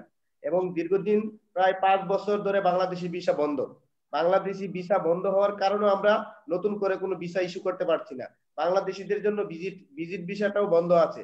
অনুগ্রহপূর্বক অ্যাটলিস্ট নতুন ভিসা চালু না হলেও আমরা যদি ভিজিট ভিসাটাও চালু করে তাহলে আমরা যেতে পারবো। আর আমাদের জন্য তো ভিজিট ভিসারও প্রয়োজন নাই, কারণ আমাদের কফিল, আমাদের কোম্পানি শুধুমাত্র ভিসাটা রিনিউ করবে। সেই জন্য একটা কূটনৈতিক তৎপরতা দরকার। বাহরাইন সরকারের কাছে একটা অনুরোধ জানানো দরকার যে আমাদের যারা আমরা আটকে পড়ে আছি, আমাদের ভিসাটা রিনিউ করলে আমরা চলে যেতে পারবো। ধন্যবাদ। ধন্যবাদ ধন্যবাদ মোহাম্মদ সাদেক, ধন্যবাদ জানাচ্ছি। আমি একটু বলতে চাই আজকে যেহেতু আমাদের মাননীয় সংসদ সদস্য রেড ক্রিসেন্টের সভাপতি, আমি যেটা বলতে চাই যে মাননীয় সংসদ সদস্য যদি আপনার অবস্থান যদি একটু পারেন, লেবাননে যারা অবৈধ অভিবাসী আছে, যারা অনেক মহিলারা আছে, প্রায় 30-40 হাজার মহিলারা আছে, এরা খুবই মানবত জীবনযাপন করছে। এরা আমাকে কান্না করে, অনেকে মেসেজ পাঠায় হোয়াটসঅ্যাপে কান্না করে যে 2 দিন 3 দিন ধরে খাচ্ছে না, এখন লকডাউনের কারণে ঘর থেকে বেরোতে পারতেছে না। তো রেড ক্রিসেন্টের মাধ্যমে লেবাননের রেড ক্রিসেন্টে যোগাযোগ করে যদি কোনো সহযোগিতা করা যায়, মাননীয় সংসদ সদস্য যদি দেখেন, বিশেষ করে লেবাননের যারা অবৈধ অভিবাসী আছে, যারা মানে খাদ্যের অভাবে অনেকেই খুবই খারাপ অবস্থা, যদি একটু ব্যবস্থা করেন তাহলে মানে আমার হয় লেবাননের প্রবাসী একটু ভালো থাকবে। আমি একটু যেতে চাই, আমাদের সাথে আছেন অধ্যক্ষ মোহাম্মদ জাহাঙ্গীর, যিনি কলেজ বিষয় শিক্ষক সমিতির সাধারণ সম্পাদক।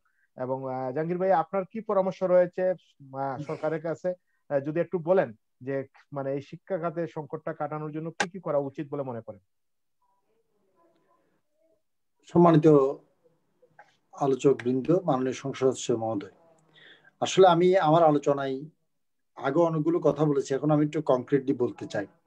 প্রধানত হচ্ছে যে আমরা লক্ষ্য করছি 1 বছর সময়, মাননীয় সংসদ মহোদয়কে অনুরোধ করব, 1 বছর সময়তে শিক্ষা নিয়ে ভার্চুয়ালি কিন্তু আমাদের মন্ত্রণালয় যদি মনে করে যে কি ভার্চুয়ালি শিক্ষক সংগঠন অথবা শিক্ষার সাথে সংশ্লিষ্ট ব্যক্তিবর্গ যারা শিক্ষা নিয়ে ভাবে আসলে কি হওয়া দরকার, তাদের সাথে এখনো কোনো বৈঠক করা হয়নি।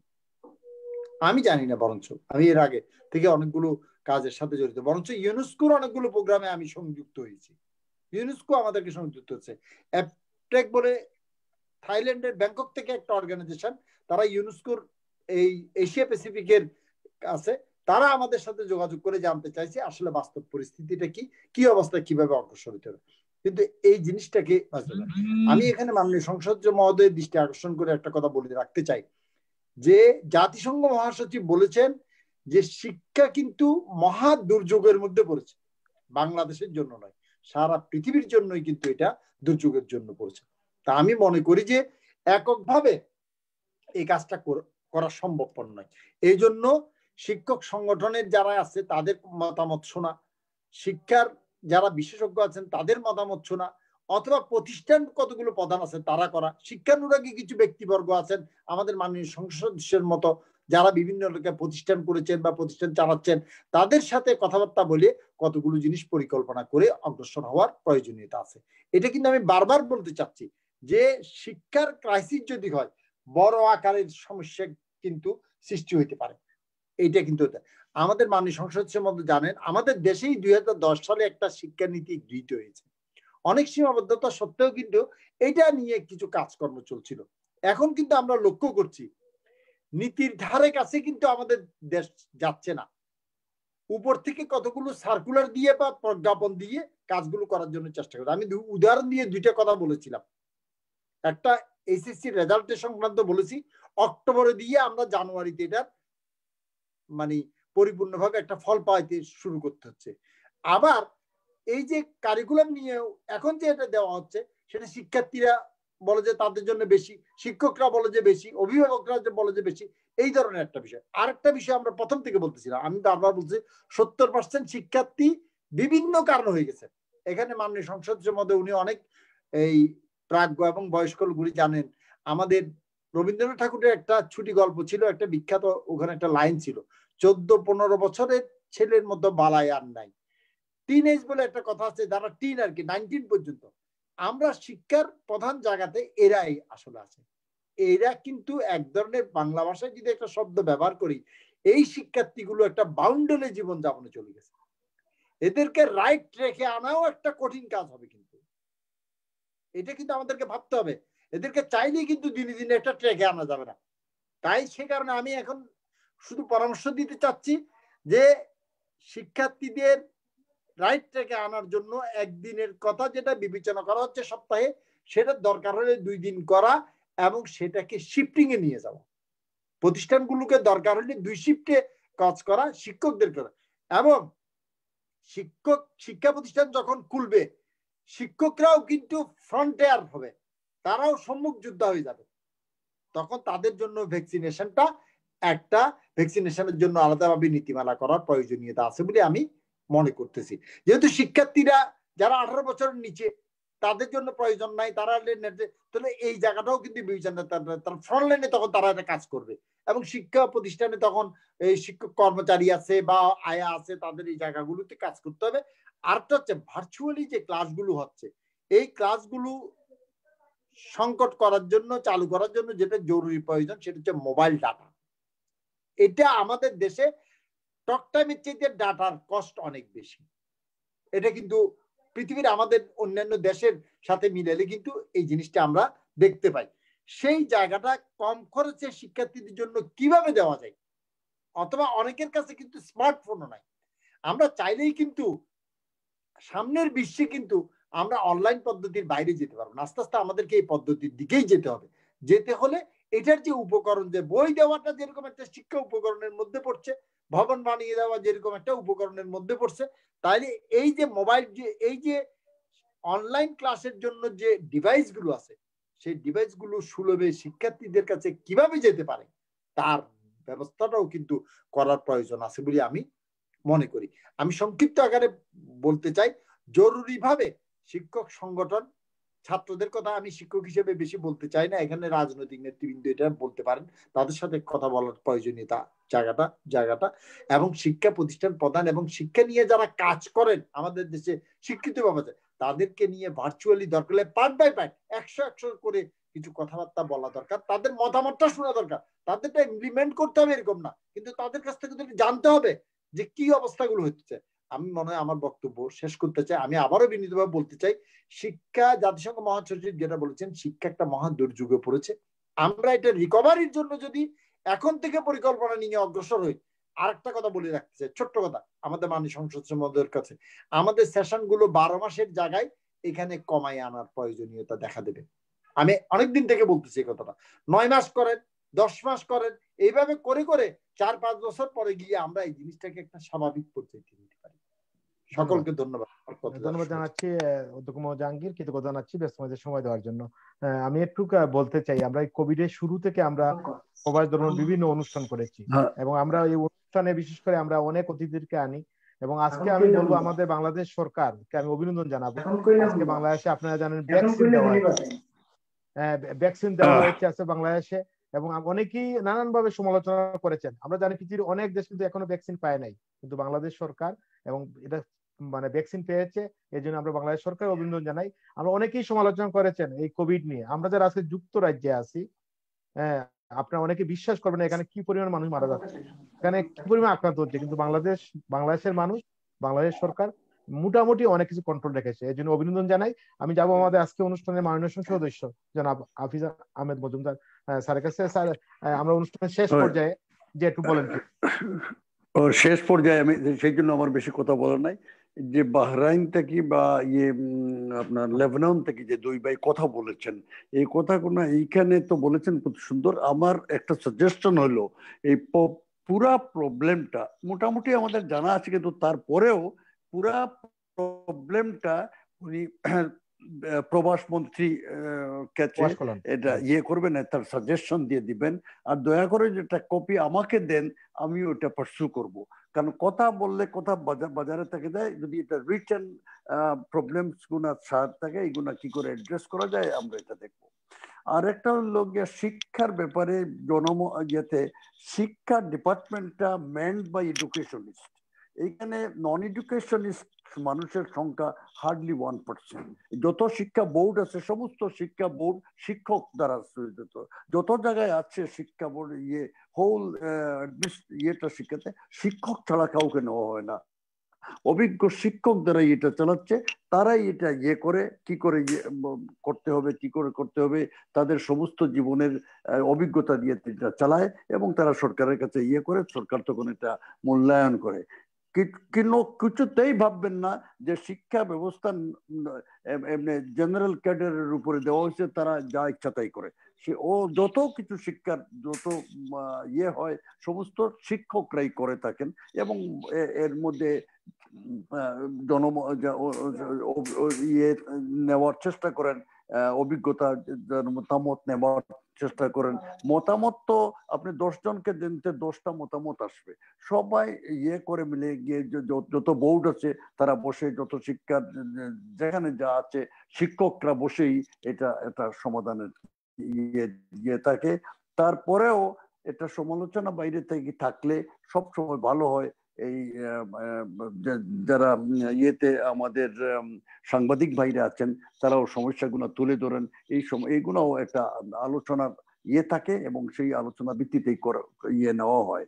তো সুতরাং আমি দুইটা কথা বলে শেষ করলাম। একটা হলো ওই যে প্রবাসী যারা সমস্যায় আছেন, সে মোটামুটি ভাবে সমস্যা আমাদের আছে, তারপরেও স্পেসিফিক্যালি এই করলে আমাদের একটা সুবিধা হবে, এটা প্রবাস কল্যাণ মন্ত্রীকে দিবেন, একটা কপি আমাকে দিলে আমিও এটা নিয়ে করব, এই বলে আমার বক্তব্য শেষ করলাম। আরেকটা বিষয় হচ্ছে স্যার আপনি রেড ক্রিসেন্টের দায়িত্বে আছেন, বাংলাদেশের আপনি চেয়ারম্যান আছেন স্যার। আচ্ছা,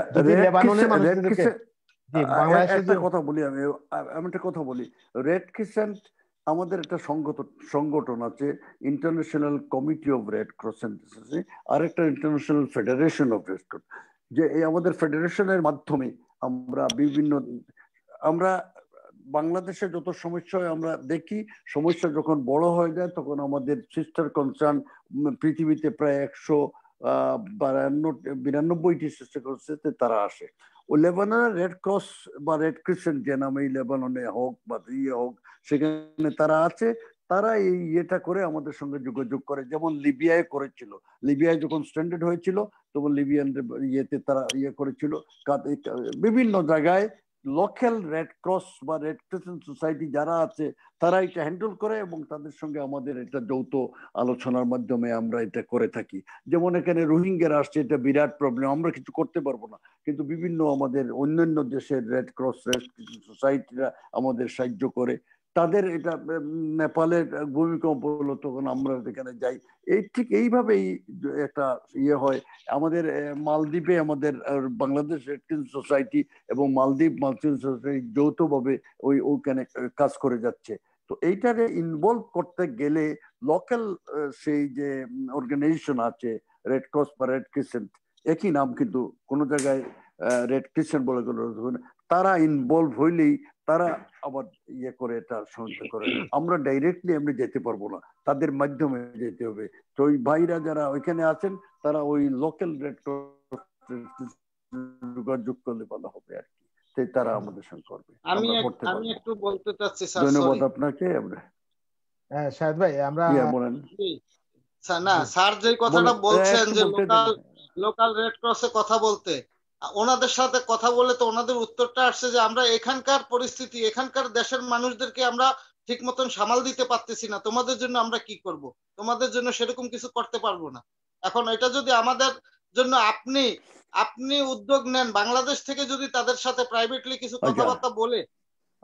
আচ্ছা ঠিক আছে, আমরা করবো না, আমরা যোগাযোগ করবো না। ইয়েতে যোগাযোগ আমাদের আছে, যোগাযোগ যে নাই সব যে আমাদের মোটামুটি যোগাযোগ আছে, কিন্তু আমাদের সামর্থ্য একবার অত্যন্ত সীমিত, তাই নিয়ে আমরা সবকিছু করতে পারি না। ওই কিছু লেভেলের জন্য কিছু করতে গেলে আমাদের আরেক সাহায্যের দরকার হয়। আমাদের বাংলাদেশ রেড ক্রিসেন্ট সোসাইটির সামর্থ্য অত্যন্ত সীমিত, যেটা দিয়ে আমরা একটা এয়ার ক্যাপ পাঠাইয়া নিয়ে আসা, ওইগুলো আমাদের সঙ্গে করা হয় না।